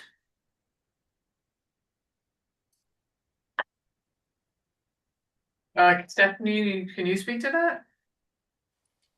I can't really give you specifics. I know that it is mostly closed during the week and it is open for a few hours on a day on Saturdays and Sundays. I think it's 2 hours in the morning, then it closes, and then 2 hours in the afternoon generally. But we can get back to you with the specific hours. Hmm. Okay. Is I'm sorry, what Kat? I think it was Cat. No, it wasn't me. It was a phone. Yeah, it was a phone. Oh, I got you. Okay. So then I'm just moving on. Any more questions about okay. So what do you want to talk about next, Kat? So next is the Mushulo Golf Course driving range. You wanted to know when this would be open to the public, and I was advised that the goal is to open the facility early summer of 2026. Wonderful. Yeah. Well, she did say it's the goal. The goal. Get too enthusiastic. Well, Mhm. that's exciting though, because they've only got a few more things. They only got a few more things left. And so when you say that that you mean the whole driving range or just parts of the golf house? The whole thing. What was that? I'm sorry. You're saying the The golf driving house, range. Yeah, the driving the range. driving range will be open. I know there's an outside vendor that'll be operating concessions there. Well, when We you say expect open, them. do you mean all of that stuff Yeah. will be operational? Yes. Okay. And then is First Tee, they currently have that trailer that is on the Mosholu Golf Course. My understanding is they're moving into the driving range for their offices. Is that true? I'm not Because that aware. was I'm not always a sure about that. temporary structure. Would you be able to find out just to Sure. get an update on that? So you want to know is if First Tee is So First Tee is in the trailer. yes. That's I think also getting the sewer line, right? That was one of the things that you've got the permanent restroom and then you've got the trailer, and they were both going to get the sewer connection. And so that was a temporary thing that was built for them to move into, and then they were going to move out of it, and then they were going to Back have into the offices building. back in the building. That is part of the And goal, so, yes. Yeah, and so I know that because that trailer piece would make a great classroom, great multi-purpose room over there on that side of the park for park activities. And so, I mean, I know that at one point, like a couple of years ago, at this point, like Van Cortlandt Park Alliance was interested potentially. I can't speak for Stephanie now, but just the idea that there'd be potentially space, indoor space for classrooms or for just for something else. So I wanted to know, I mean, maybe Stephanie has an update or Kat, if you had any idea if they were moving out, what the plan was there. No idea about the plan for that trailer. Stephanie, do you have any idea I on that? do. I do have a little bit of a knowledge of it. So Van Cortlandt Park Alliance will not be moving into that trailer, but it will be it will revert back to NYC Parks, and as of now, it is meant to be an East Side operation for Van Cortlandt Park maintenance and operations staff. Oh, great. Okay. I know that was something that was needed too. Yeah. Yes, most definitely. Yeah, that's great. Okay. So, and is that something that would also happen in 2026? We don't know, maybe. If the stars align, yes. Okay. Wonderful. Okay. I'm here to ask all the awkward questions. What do you want to talk about next, Kat? Okay. Tibbetts Brook daylighting and Van Cortlandt Lake improvements. Yeah. So this project is currently out to bid, but a contractor has not been selected yet. Construction notice to proceed is anticipated to be received by late summer of 2026. Invasive removal phase 1 was completed in spring and summer of 2025, and the rest of the invasive removal will continue in spring of 2026. Yeah. So will the invasive removal complete in 2026? We hope so, I mean, yes. to the degree that I it think ever completes? that what, I'm sorry? To the degree that the invasive removal ever is completed, is it planned to be completed in 2026? So the contract for invasive removal only includes this coming summer. So in terms Okay. of this project, it will be complete, but will the invasives be completely removed? No, they will not. So there was also in Van Cortlandt Lake, there was that kind of small mini project near kind of just north of the golf house where they were going to do some kind of little inlet for cleansing of the water. Is that also then going to be done in 2026? We're talking about the end date for that. It has it's not supposed to be there in perpetuity, so it will come out eventually. It may be a little bit longer than 2026. Oh, so it was only temporary, this little cleaning thing? Yeah, it's a little pilot, like a little science experiment, really. Oh, it's a pilot. I got you. Okay. So it's coming out this year. It may be 2026 or 2027 when it comes out. We're still sort of figuring the end date. Okay. Do you happen to know off the top of your head what that's called? It's called the Living Shoreline. Thank you. Okay.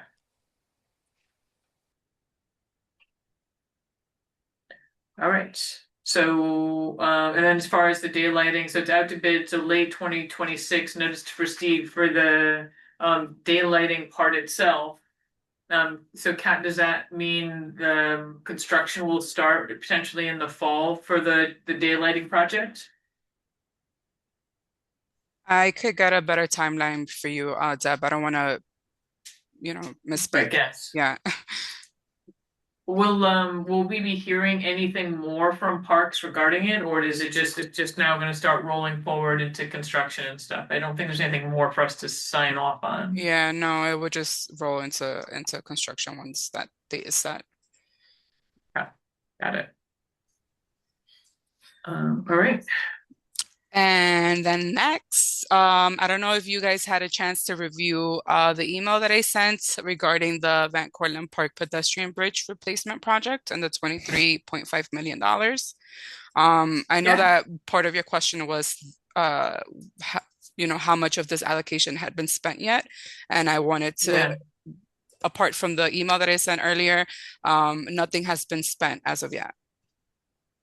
Or how much of it has been allocated to other projects, I guess is the question then. Well, I hear what you're saying. the 23.5 million was allocated to the 4 projects that I shared, which So it's fully allocated. You guys have in theory yes. spent it all. These are the projects that are going to involve that money. Yes, the projects that I put in the email earlier, which is the Chandler Recreation Area sewer connection, the Van Cortlandt Yeah. Park East perimeter restoration, Birding Bridge, and the Woodlawn crossings.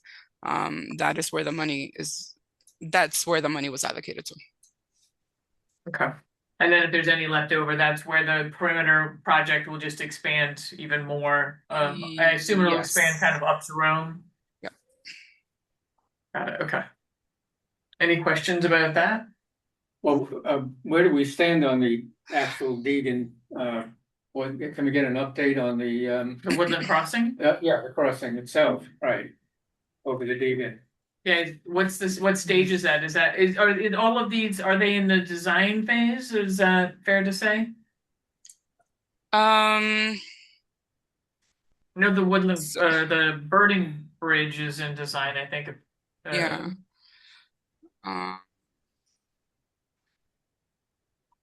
And I assume the sewer connection will never see anything. No.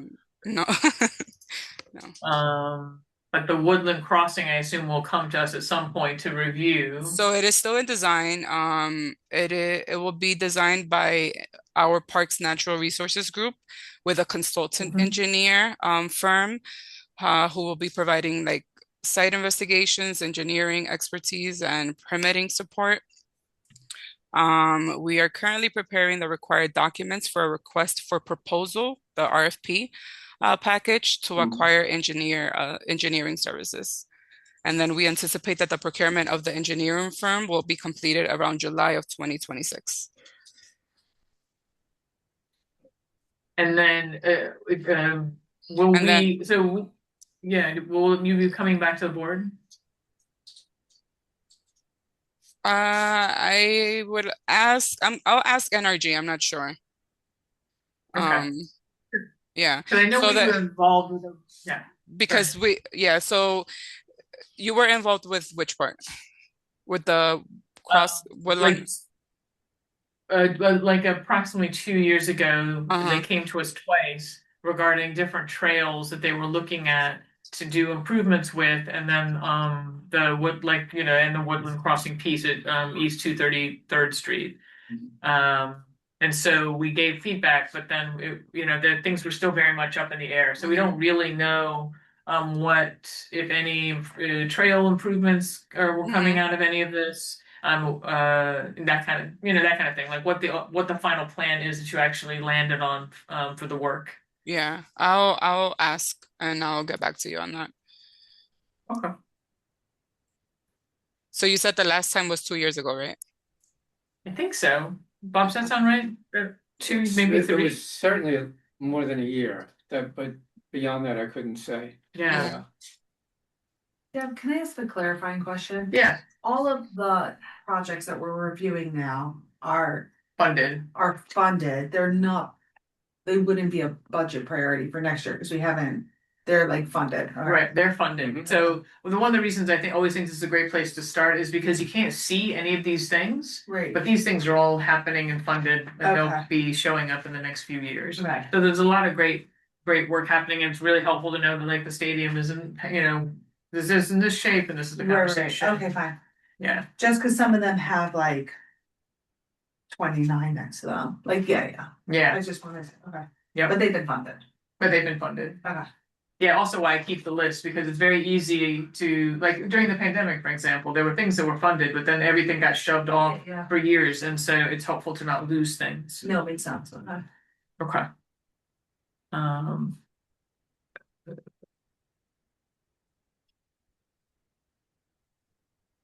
All right, what do you want to talk about next, Kat?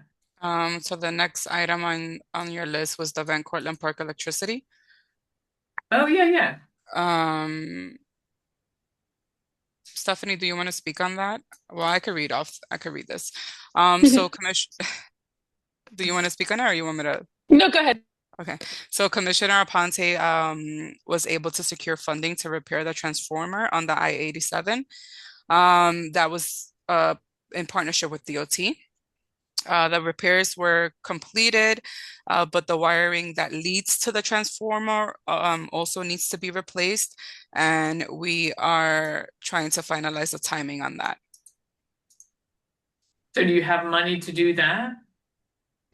I think it's fully funded, right, Stephanie? I'm not sure if we need funding for that additional work. I'm not clear on whether or not the wiring needs additional funding. Okay, so I'll ask. Yeah, find out. I mean, I don't know if that would be something that you want us to consider for, I assume it's an expense item, but let us know if that's the case. I mean, or maybe it's capital in the way that everything is capital. But I guess also if you want us to consider it for priority, just also letting us know if it's capital or expense. Okay.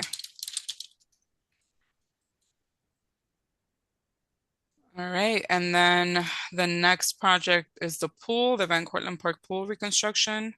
So that project is now funded, fully funded at $27 million. And it includes a full reconstruction of the facility. We're currently in the process of procuring a consultant design team. And we anticipate design to start in May of 2026. For this year. Yep. Once. Okay. You had put a note regarding Van Cortlandt Park Alliance equipment and furniture. I am not sure what that is about. Okay. I think it might be Stephanie looked it up and it was maybe a van or something. So just it wasn't actual furniture. Okay. So I think that's just one of the regular budget requests. Okay. Okay. A pool, Spike and Dival Shorefront Park pond wall construction. So we are very happy to announce, wait, I'm unmuted. Okay. We're very happy to announce that the capital project for the consultant supplement work order was approved. This will finally allow us to get this project registered and proceed on the design. We hope to coordinate the pre-scope and community input meetings within the next few months. We're trying to aim for April 2026. Okay. And when you say the community input meetings, would you be doing separate community input meetings from the community board, or are you just saying sometime in April, May, you'll come to us for input? Yeah, sometime April, May. That would be our regular community input meetings in which we invite community members and the community board, elected officials, all different stakeholders. Got it. Okay. So the broader community input meetings. Yes. Yep. Gotcha. You had questions about the scope for that.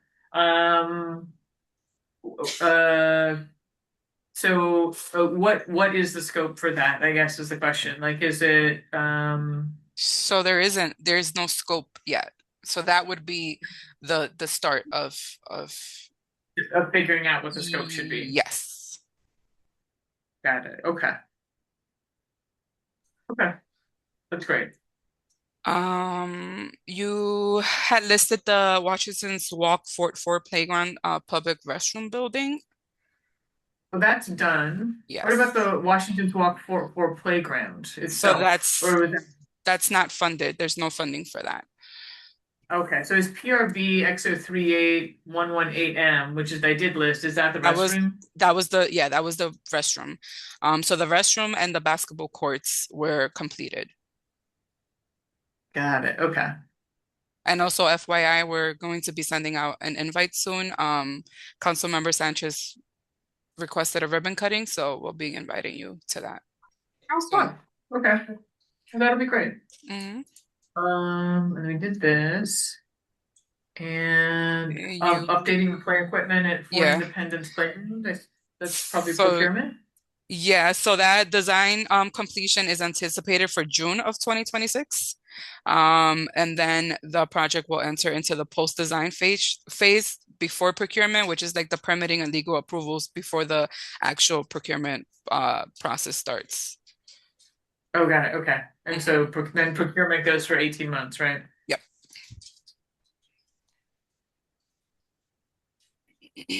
Okay. Anything else? Henry Hudson Park basketball court renovation. I guess that's That just project was completed in 2019, I saw. I'm not sure if you had any other specific questions about that. Interesting. I found it on the capital commitment plan, but maybe it's just hanging out there. All right. I looked it up on the tracker. This is a little bit before my time, but on the tracker it says that it was completed in September of 2019. Huh. Okay. Weird.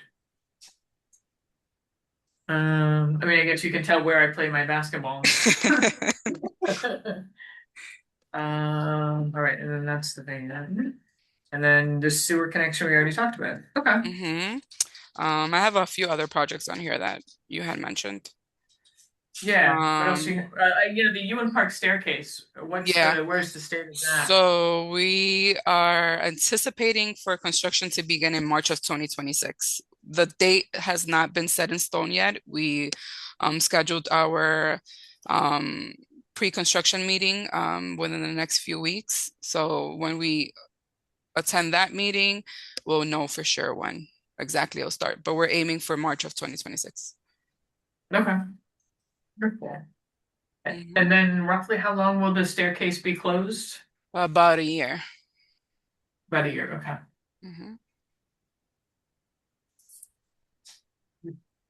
All right. Hello? Hello?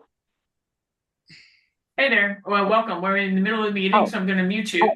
Yeah. No. I think I got muted. That's why I rejoined. Oh, okay. I just have a question. I sound like a foreigner from Riverdale, and I've lived here forever. Is the pool free? Oh, so I'm going to stop you right there because we're in the middle of covering this thing. If you've got a question, you can bring it up in new business when we get to that part of the agenda. Okay. But yeah, because I was talking and nobody could hear me, I guess. Oh, yeah. No, okay. Okay. We'll you're here for me in a minute once we get to that part of the agenda. All right. So, so Ewan Park staircase is in March 2026. Right. Construction start, yeah. Construction. All right, what's next? Van Cortlandt Park Trails reconstruction. Is that just ongoing? Van Cortlandt Park Trails reconstruction. I don't even have that on my list. I feel like that might be done already. What's next on your list? Wait, Stephanie. I had Tibbetts Tail Fence. That was completed in February of 2025. Okay. I had the Seton Park tennis court and pickleball court reconstruction. So that project is underfunded by about $5 million. We are working with Councilmember Dinowitz's office, and we will be hosting our annual meeting with him and his office soon for the best path forward. Because it is underfunded. Okay. Yep. Got it. Okay. You had, I think, did we already speak about play equipment at Fort Independence Playground? No, right? Yeah. Fort Independence, yeah, because you just said it. You said it was in. We did. Yep. And we haven't talked about Bailey. Did you have anything you wanted to tell us about Bailey? Nothing besides that we need money. There's no funding for that. And we understand that is a priority to you. It's a priority to the council member. It's a priority to us, but there's no funding for Bailey Playground. And I did receive your email regarding the Tibbetts Tail part of the park. There is no estimate for that area. So Okay. Yeah, so just to follow up, we're putting together a letter to advocate for the funding for Bailey Playground reconstruction. And the estimate, I think, was 15.5 million. Is that what you said, Bob? Or maybe I don't you just- Yeah, recall. but that's only for the It doesn't- playground. It would be an additional 6 million for the public restroom building. So Restroom. roughly like 22 million. Right. That's what I thought, that it was over That's where we 20 got that. million. That's where we got that And number the from. playground, does that include court, like, cause I feel like they have like basketball area there, don't they? Yep, Mhm. they do. That includes the so- sports courts as well. Yeah. So that includes the sport, okay. Yes. And the sprinkler system, Everything. or the sprayer and Seating, everything. new utilities, everything. And then 5 million for the About the 6 rest- million for the public restroom building. So 6 million for the restroom. And then my question was, well, if we, the Tibbetts Tail is right there directly beside it, it's not developed at all. Mhm. And that how much more really would it be to just really take down the fencing and make it into a park with benches and a path and integrate it nicely so we got some green space and some shade. Is there an existing bathroom there? There is an existing Okay, bathroom. fine, so that would just be a refurbishment of the bathroom. I assume you would tear it down, right, Ken? I think so. Yes.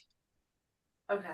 Yeah. And then probably put in one of those prefab bathrooms. So I think the prefab bathroom that they installed in Van Cortlandt Park was 3 million though, right? Is that true? Yeah, it's a little So- Yeah, that seems.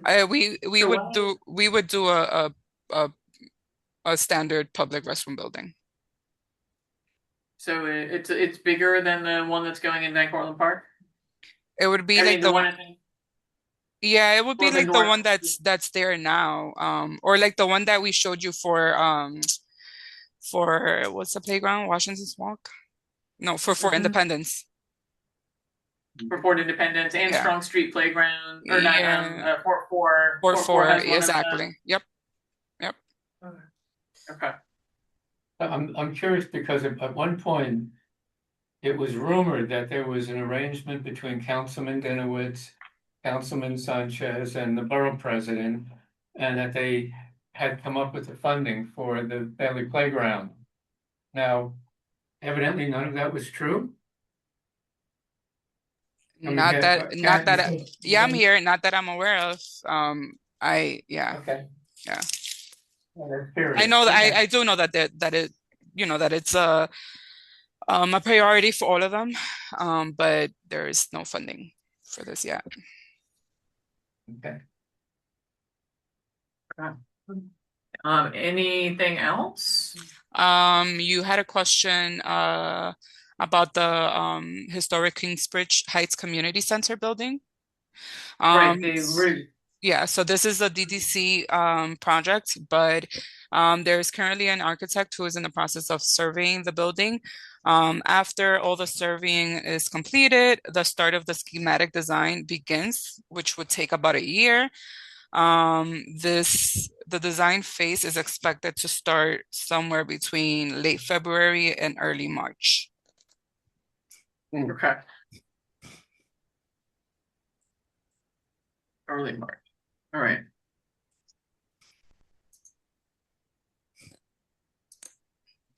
Okay, and then Kat, do you know anything about the Bruckner connection in Upper Henry Hudson Park? I know that I think Joe, I don't know if Joe's still on the, oh yeah, I see Joe's still there. Joe, is that Bruckner connection something that DEP is going to address, or do we need to make it a budget priority? So we've been going back and forth on this for a while. Deb, were you asking me something? Yeah. The Bruckner box at the Upper Henry Hudson Park that Jody's been trying to get fixed for about 3 years. Yeah, I think you remember I gave you the update that they told us that. So we fixed our end. When I went out there, so we had spoken to Effie, right? And supposedly DEP sent the wrong guy out, and the guy had told us that as long as we fixed our end, so we had like a cracked pipe on our end, but it was disconnected in the street.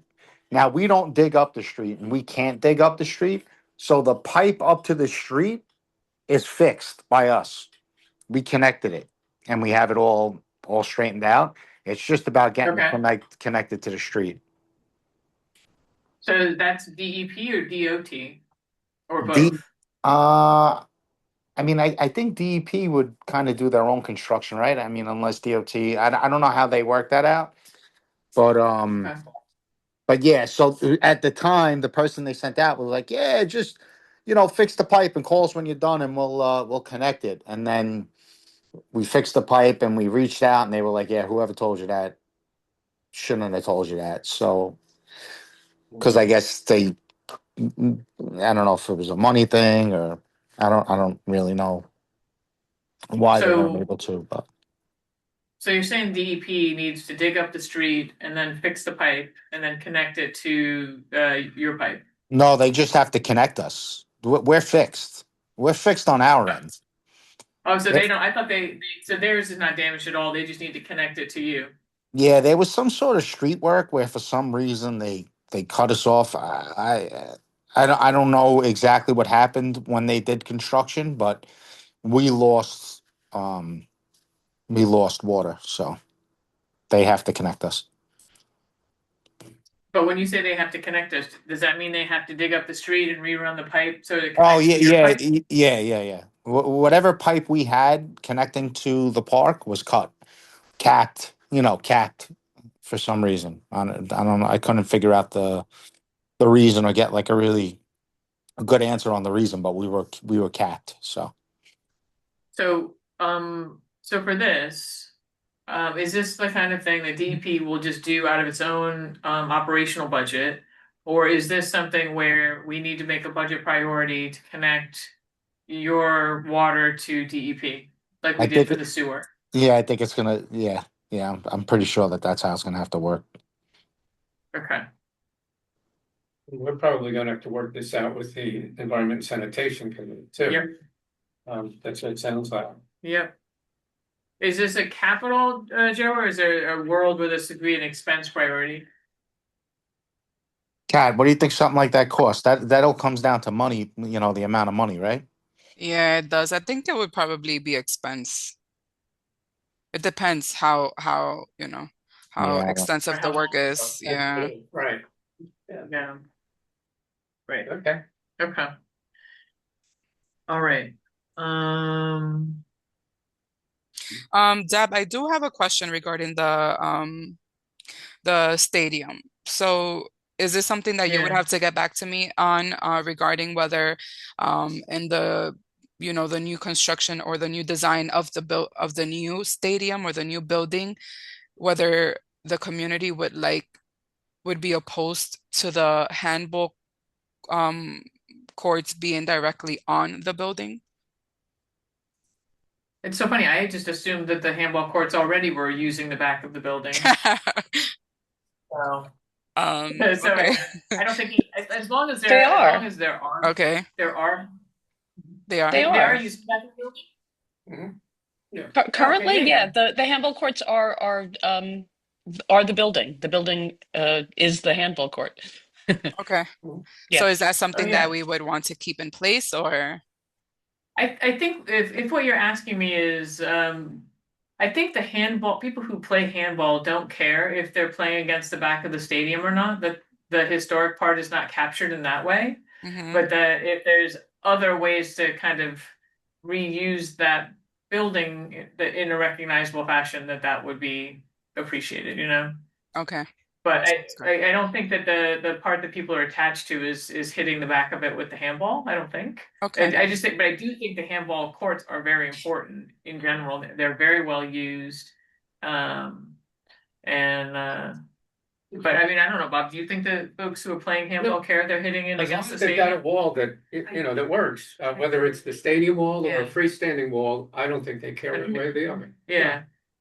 As long as there's not debris falling on their heads. Well, yeah, I mean, as long as it's not crumbling or anything like that, sure. Right. And it's a similar location. Right. Yeah. Okay.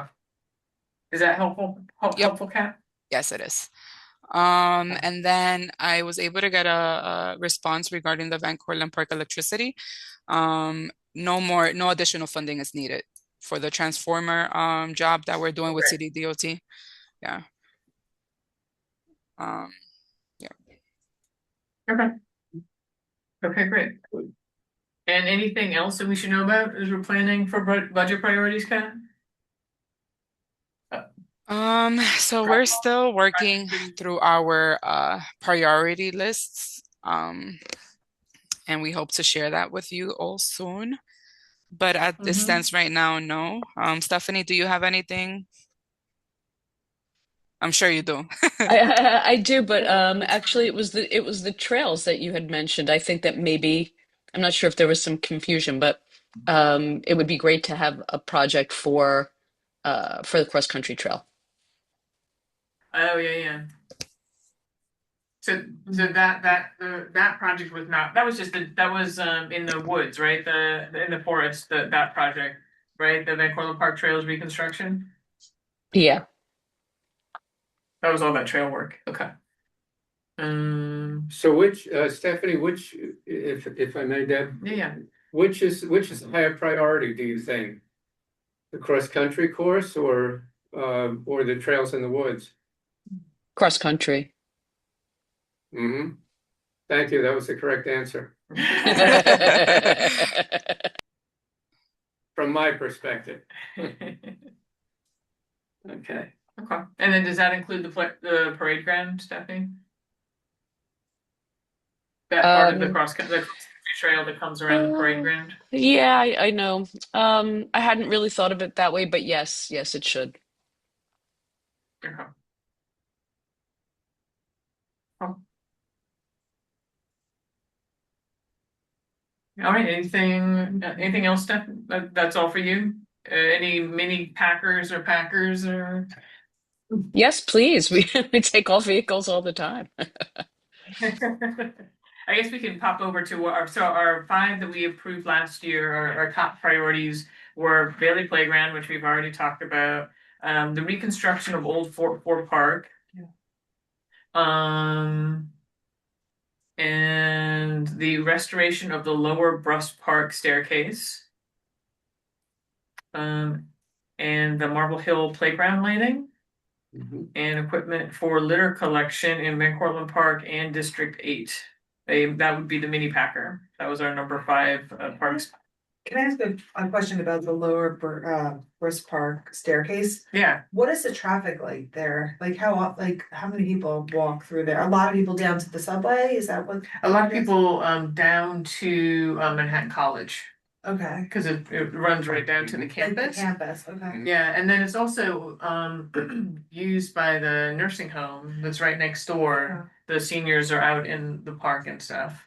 And so it just seemed like that mostly it's used by the students and then the folks who are coming down to the subway. Right. Is it currently dangerous or is it just not? It's in pretty bad shape. Okay. At what point does it become like critical? Like just looking at a staircase versus a different type of project, do you know what I mean? Like especially with all this snow and everything going on, I'm just curious when this becomes like a critical project as compared to like a nice to have. Right. I mean, Kat, what do you guys use to determine when a staircase in particular, which can be dangerous if it falls into very poor condition, when it should be restored? That's a good question, Deb.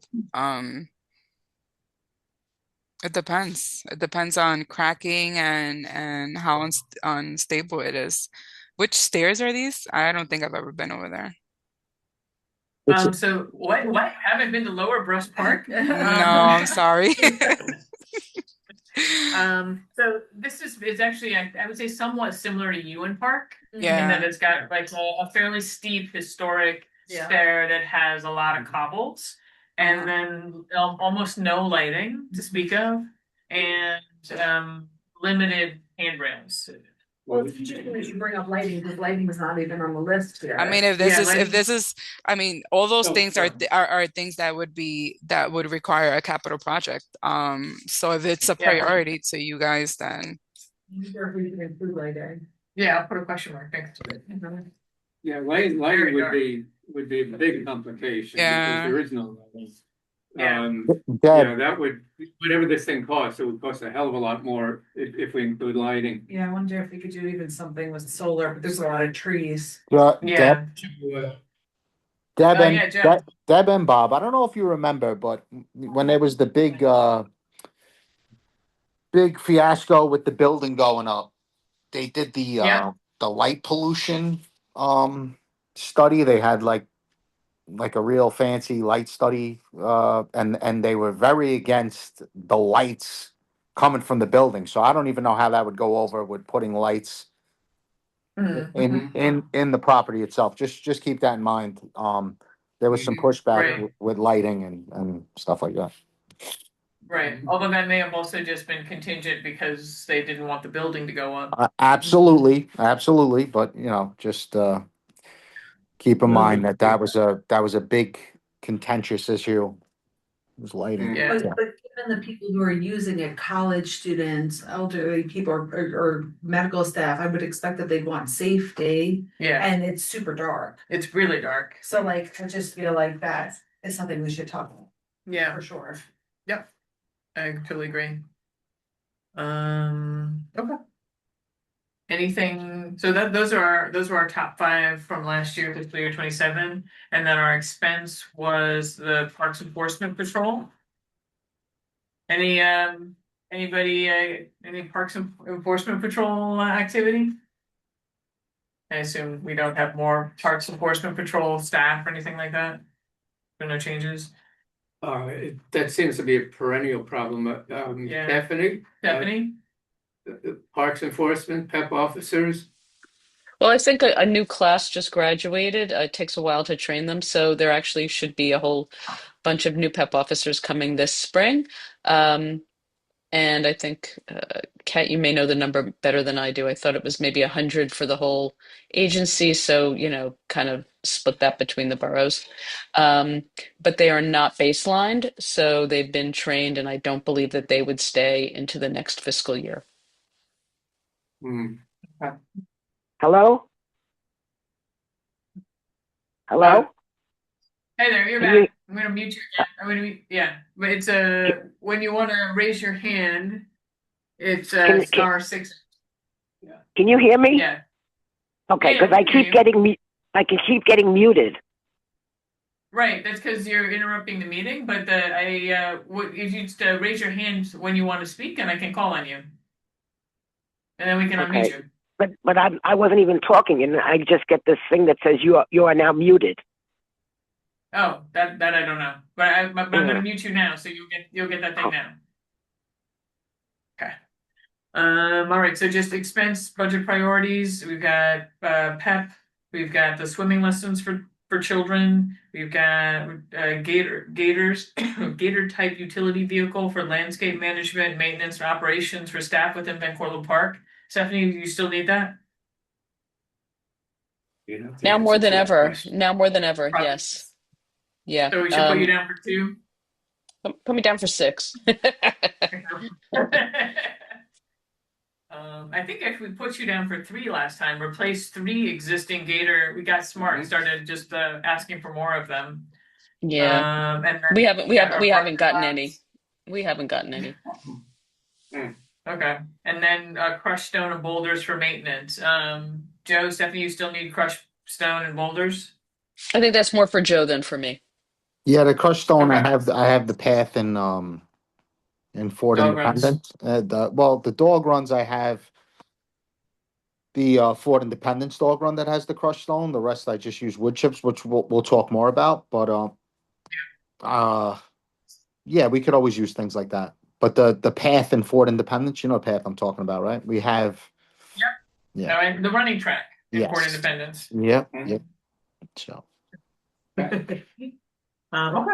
So I think we've covered all of the existing ones. I think we've covered our budget priorities for last year. So anything else you want to talk about around budget priorities for today? I think that's kind of it. Kat, is there anything else we should know about as we're going into this? No, not really, Deb, unless you guys have any other additional questions. Let me just look really quick at my notes. Mhm.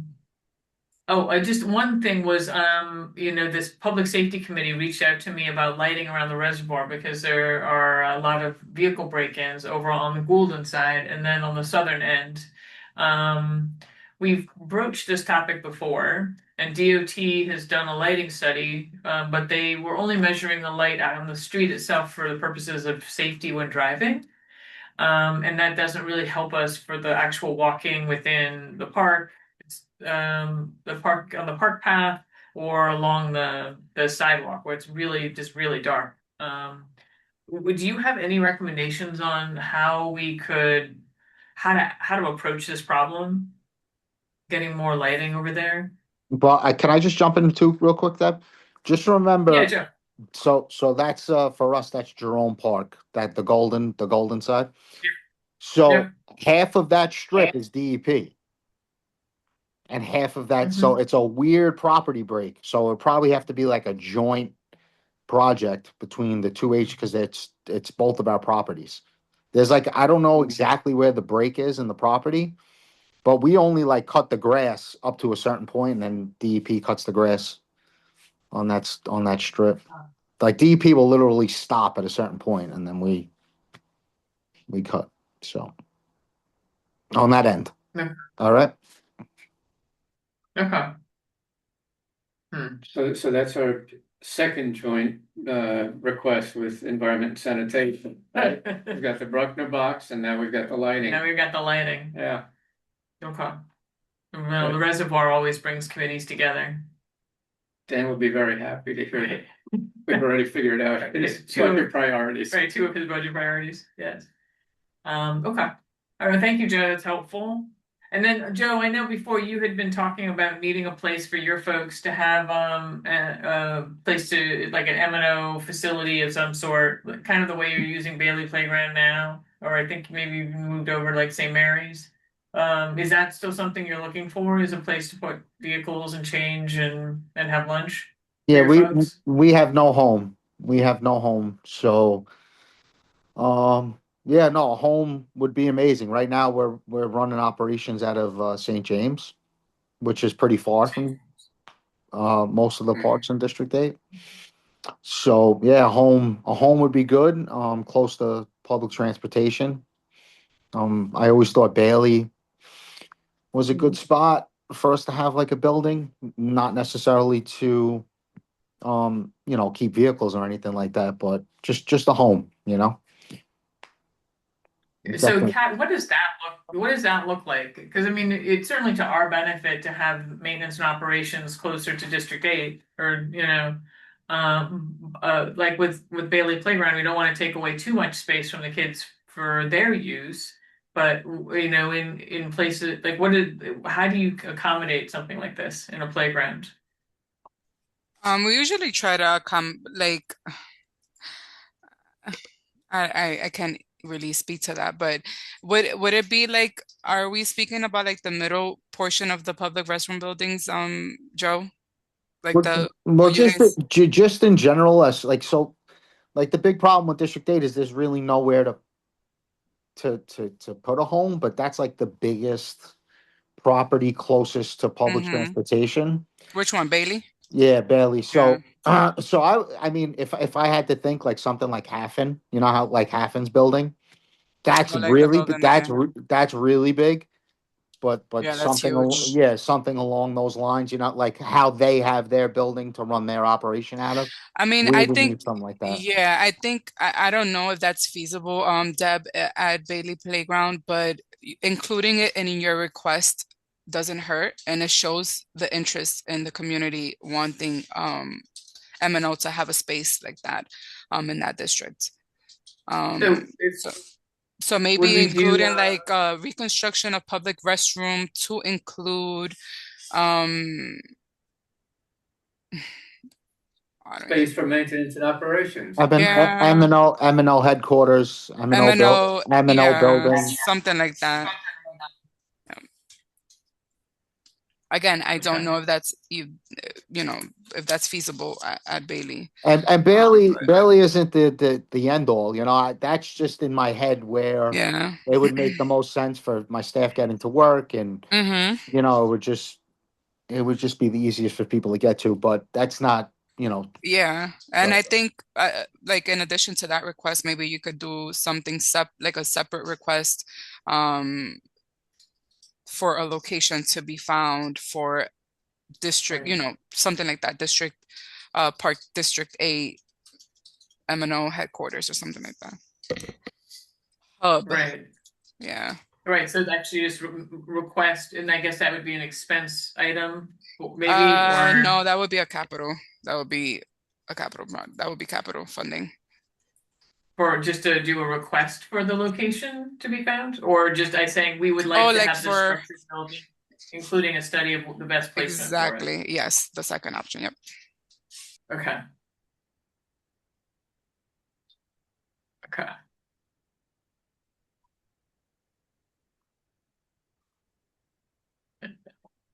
Okay, anything else? All right, excellent. Well, so thank you, Joe. Thank you, Kat, so much. You really hooked us up with all of this information and with the presentation earlier. I really appreciate that. I think we're going to pivot over to the Seton Park folks to give them an opportunity to speak about the conditions there. It's the one capital project we haven't really spoken about. Is there somebody on the line who wants to talk about Seton Park? I think Joel Zive was going to do it, but I don't see him. Raise your hand if you want to talk about Seton Park.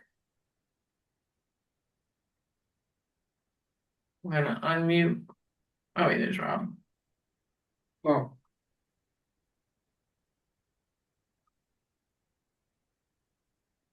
Hey, Rob, are you able to speak? Yeah, there we go. I just came to say that I thank you for thinking of doing this, but it is true that nobody's stepping forward, it seems like. And here I am, but I'm not stepping forward. I'm just I was curious to see if anybody else would.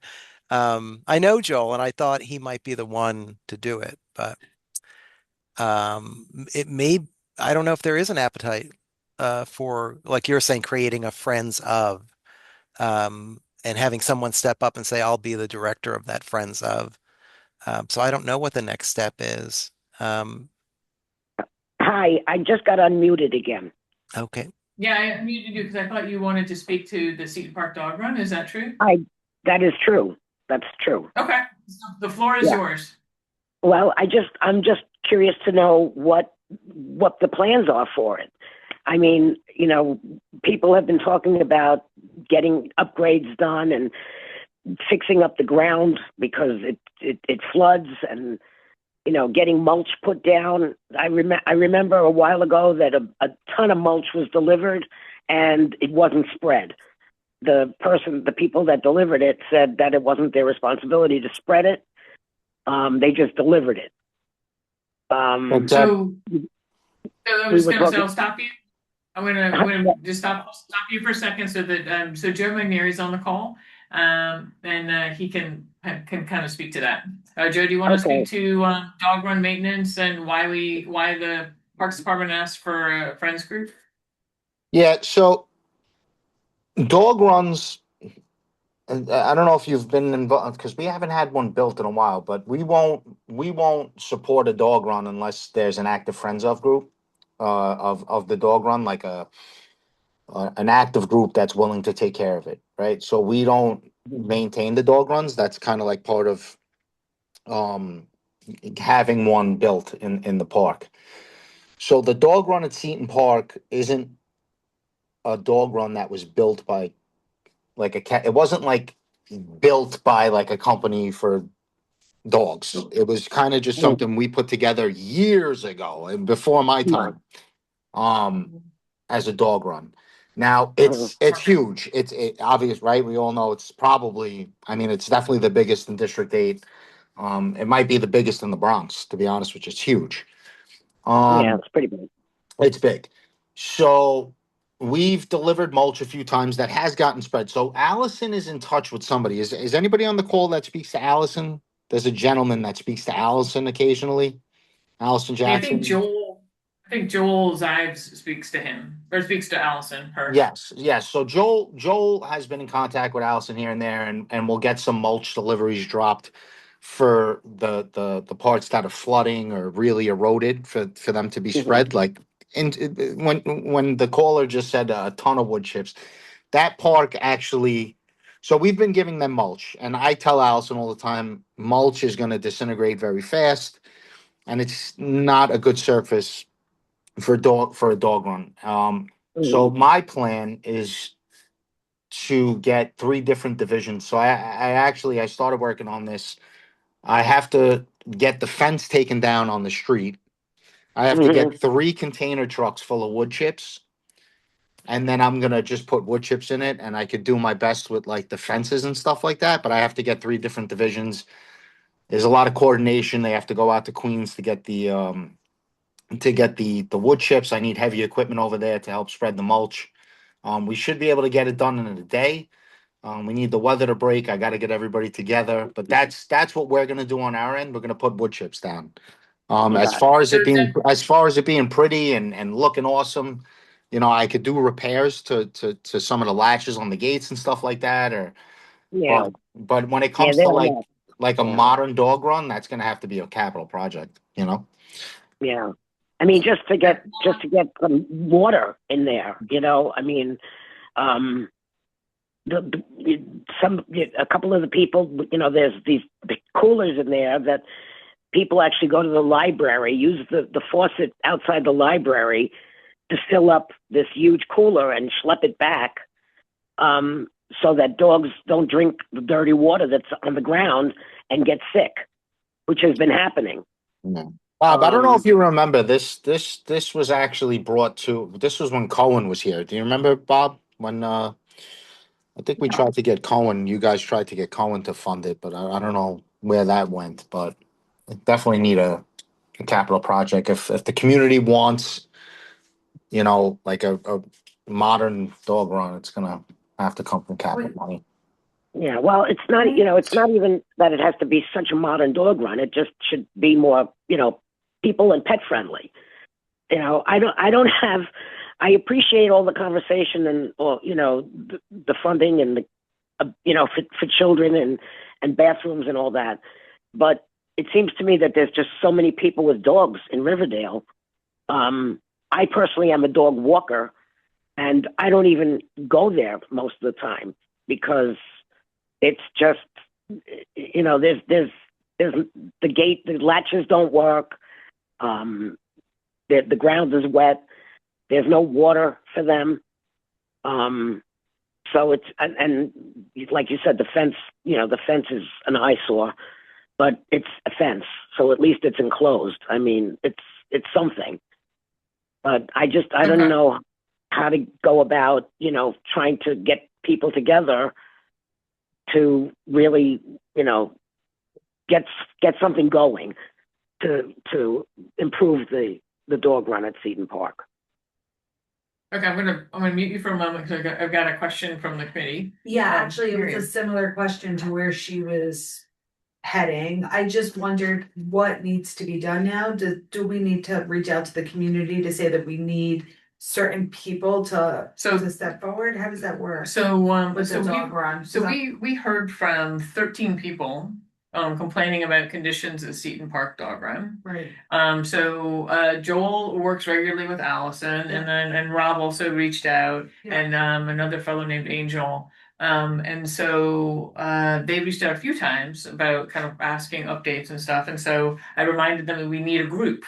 And because I think to Joe's point, like with the wood chips, the Parks Department brings the wood chips, but somebody has to put them down. And there's a certain amount of advocacy you have to do just to kind of settle fights and establish kind of the rules of the road of how you want to run your dog run. And so so I gathered all of the emails of the people who reached out, and I reached out to them and said, please let me know if you do not want me to share your email. Otherwise, I'm going to share your email with either Angel and Rob and Joel. Okay. And I think Angel recommended this woman, Julia. And so one person said they didn't want to share their email, which is fine. I took them off the list, and I sent the emails, all of them, to Julia and Angel and Joel. And maybe Rob too, I'm not sure. And so, but somebody needs to organize them. Mhm. And so far, it seems as though nobody's. I mean, I asked Angel and Joel to come tonight to show pictures so we could get a better sense of it. Right. And they didn't come on for some reason. I thought Joel was coming. I know he's got some other issues happening in life. But so that's really, I think, the thing that has to happen first is that there needs to be a group that they need to kind of put some Mhm. structure. And is that group formed by like just lay people, like people who live in the neighborhood? Yeah, that's what I thought. Okay, because Yeah.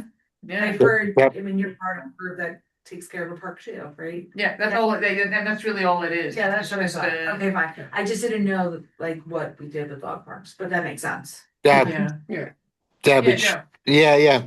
So, and the thing with dog runs, Deb, it's a little frustrating because, you know, St. James Park, I remember it was one of the first dog runs that I was involved in, like the community input meetings and stuff like that. And I think there was like 20 people. They were signing things that they were going to be part of the you know, the St. James dog group. And I haven't seen one person take care of that dog run. So this happens a lot with dog runs where a lot of people are, yeah, we want a dog run and we'll be involved. And then it kind of gets thrown on us, and we have a hard enough time cutting grass and shoveling snow and all of that. And then we throw a dog run on ourselves, and it just becomes a lot. So, you know, it's hard to get support for dog runs. So, but So Joe, this one seems like it's the opposite, right? Well, you've got folks who are hauling water to the dog run, and you got folks who are already requesting the wood chips, and I know that Joel has helped spread them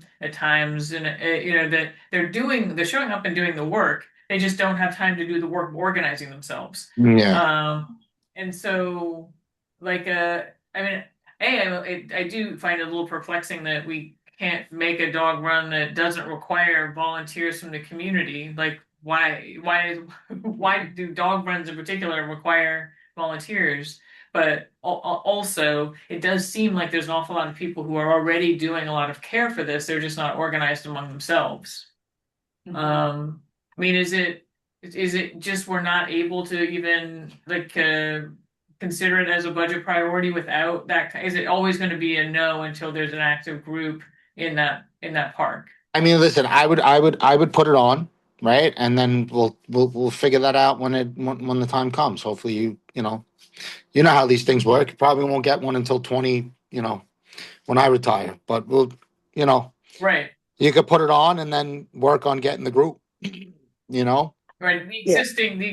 Considering how long dogs live, the existing dogs will never see this dog run. No. No. But Unfortunately, yeah. Can you speak to the size? Can you give me some idea of like how to go about starting the process? Well, if you could give me a head person, what do you think? I feel like I could put you in touch with Rob Madera, and then he could kind of like help you guys get established. Yeah, Maybe I think you know, that's great. I I think would. that's perfect, Joe. Yeah, if you give me a point Yeah. person, I could put them in touch with Rob, and then you know Rob could kind of develop the group. Yeah, I mean, Yeah. I'm happy to do it. I'm happy to do it. Yeah. Well, if you're Yeah. happy to do it, then you can reach out to the board office, and we can also connect you with the other people who expressed an interest in. I mean, they expressed opinions about the dog run. They didn't express necessarily an interest in being in the group, but even if there's a certain amount of organization, that you can kind of, divvy up some of the tasks, which it seems like a lot of you are already doing. Yeah. But Rob Madera is with Partnership for Parks, and one of the things they do is they help regular volunteers. I'll say, like, for myself, I run a volunteer group that takes care of Fort Independence Playground, and we weed and we pick up litter mostly, and and we plant perennials, and just basically do the kind of the general care of the perennial beds. It is very informal. I do not have a local law or an LLC or any kind of incorporation. We just meet on Saturday mornings from 9 to noon, and we do that stuff. And the dog run group could be as informal as that. It's really only what you need so that the dog run runs smoothly. That's all the organization pieces are. But Rob Madera will help you, guide you on how to maybe, where to put up signs and making sure the signs meet parks regulations. and Mhm. help with any permits for events and things like that.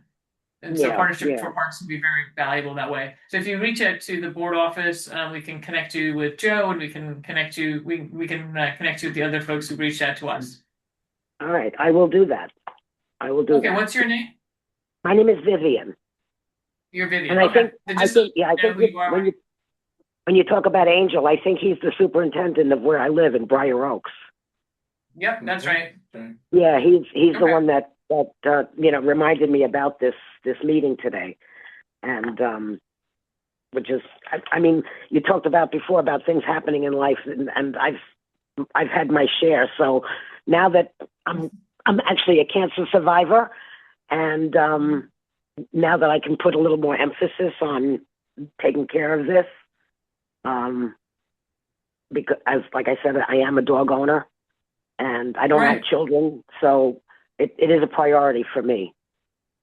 Well, that's And I wonderful. think, It's all it takes. And it can be such yeah, a rewarding thing because it gives you an opportunity to meet your neighbors and learn, and become a really, valued member of the community. So, yeah, no, exactly. absolutely. Reach out to the board office and we can help get you connected. I will do that. I will definitely do that. Thank you. No, right, great. Okay, I'm going to mute you again. But raise your hand if you need anything else. Okay, and then so we can include it on the list if we want to. Size. I wanted to ask you, Joe, about size. You said to me you just said a moment ago that it was perhaps one of the largest dog runs in the Bronx. I know that when they built the dog run in Fort Independence Park, it was a much, much larger dog run that the community had kind of fenced off for itself. And then when the formal dog run was actually built, it got much smaller. Is that a risk of if we, request a proper, nice updated dog run that the Parks Department would likely make it smaller? I can't in I can't guarantee either or, but I think it's going to come down to money. And you would think Right. that it's fence and stone. How much could it be? But it could be with the size of that, and then like the woman just said, you want water. Then they add It has to be ADA obstacles to it. accessible. Yeah, it gets very expensive, these dog Yeah. runs. So just keep that. Yes, you should keep that in mind that it might get a little smaller. Yeah, yeah. Is there a fixed Yeah. size? I mean, or like a standard size for dog runs? I don't think so. No, I think it's what the space provides. I mean, and then naturally the community puts their input and stuff like that. And then it comes down to, like I said, Deb, these things get expensive. So I think it comes down to the money too, Yeah. I mean, even just so much as putting up a dispenser, with the poop bags. There's a dispenser there. It's always empty. It's always empty. Yeah. So And those dispenser bags, in theory, they're awesome. Yeah. We just can't. You put a roll in there, and the roll, somebody walks by and they're like, "Oh wow, a roll," and they Yeah. take the roll of bags. So Yeah. it's rough Yeah. to keep those. Yeah, but So, it Joe, needs to be Joe, it needs to is be that something inside the fence, not outside the fence. That's the thing. The one that's So- there is so outside Vivian, the fence. It was stop you, Vivian, so because we're in the middle of the meeting, but we'll connect you with Joe so you can talk to Okay. him. Okay, Yeah, appreciate it. yeah.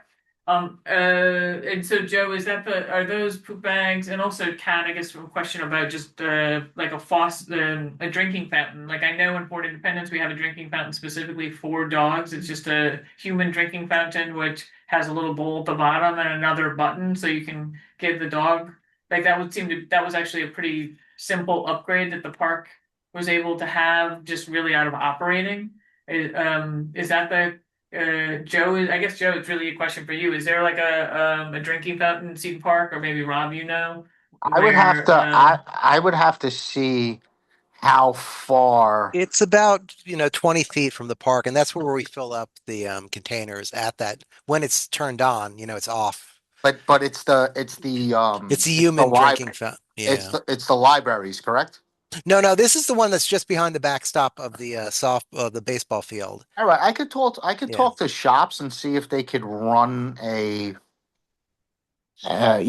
put one of those but they're not going to be able to run that all the way to the main entrance of the dog run closest to the library. That's a nice stretch. So I don't know how much closer. There's an entrance right next to the backstop though. It's like there are two entrances to the dog park. The big dog is just, about 20 feet from the backstop where the human drinking fountain is. And we use that drinking fountain. We fill up gallon jugs and then bring the gallon jugs in and fill up the big orange Gatorade containers. On the other side. Yeah, on the other side, the one that's Exactly. closer to the So I basement. don't think I could maybe move the water 20 feet. Yeah. That's yeah. possible, but moving it to the other end of the Right, dog right. closest, that's like a ton Yeah. of. You'd have to dig a large trench, and Yeah. that's a lot. So, I mean, I could look into getting it closer to the 20 feet, but I don't know if that would really be. That's not really what we're looking for, right? I mean, we're looking Probably for. not. Yeah. Yeah. And I've heard that it's difficult to run a line from the water fountain to the dog park. It's much more expensive than you think it would be. Yeah. This is all. Yeah, it's a lot of money. So, Deb, Yeah. I'm gonna do my best with the wood chips and stuff like that. The rest is just a larger conversation on funding and money. What about swapping because the drinking fountain itself, they just swapped the drinking fountain itself because it was freestanding. And so they took that one out and then they've just put the one in that has the doggy drinking bowl. So that way at least the dogs can go over and drink fresh water directly from that. Yeah, let That me talk to Brian. He's the SOM of shops. Maybe we have one laying around over at Renaqua, and we could just pop it in. Yeah, let me see what he says. He might have one. is super popular in Port Independence, and that keeps pretty because it kept the Rottweilers out of the drinking fountain, which is always a plus. Always a plus. All right, so I think we've covered the Seton Park. So thank you, Joe. Thank you, Kat, for all of that. And now we You are are very moving on to welcome. you guys have been great. I know Do it's you- late, so You need us to stick around, or I don't unless you got some old business or new business for me. Nope, I think you can Not go. I. no. All right, it was All great right. talking to Alrighty, you guys. Good night, you guys. Good night, Thank you so much. everyone. Bye. Thank you. Bye. Good night. Good night. Bye-bye. Any old business? Any new business? All right then. I move to adjourn the meeting. Do I have a second? You do. All right, that's it. Second and a third. Thank you all. Good night. Thank you, Good Rob, for night. joining us. Thank you, Vivian. We'll talk to you later.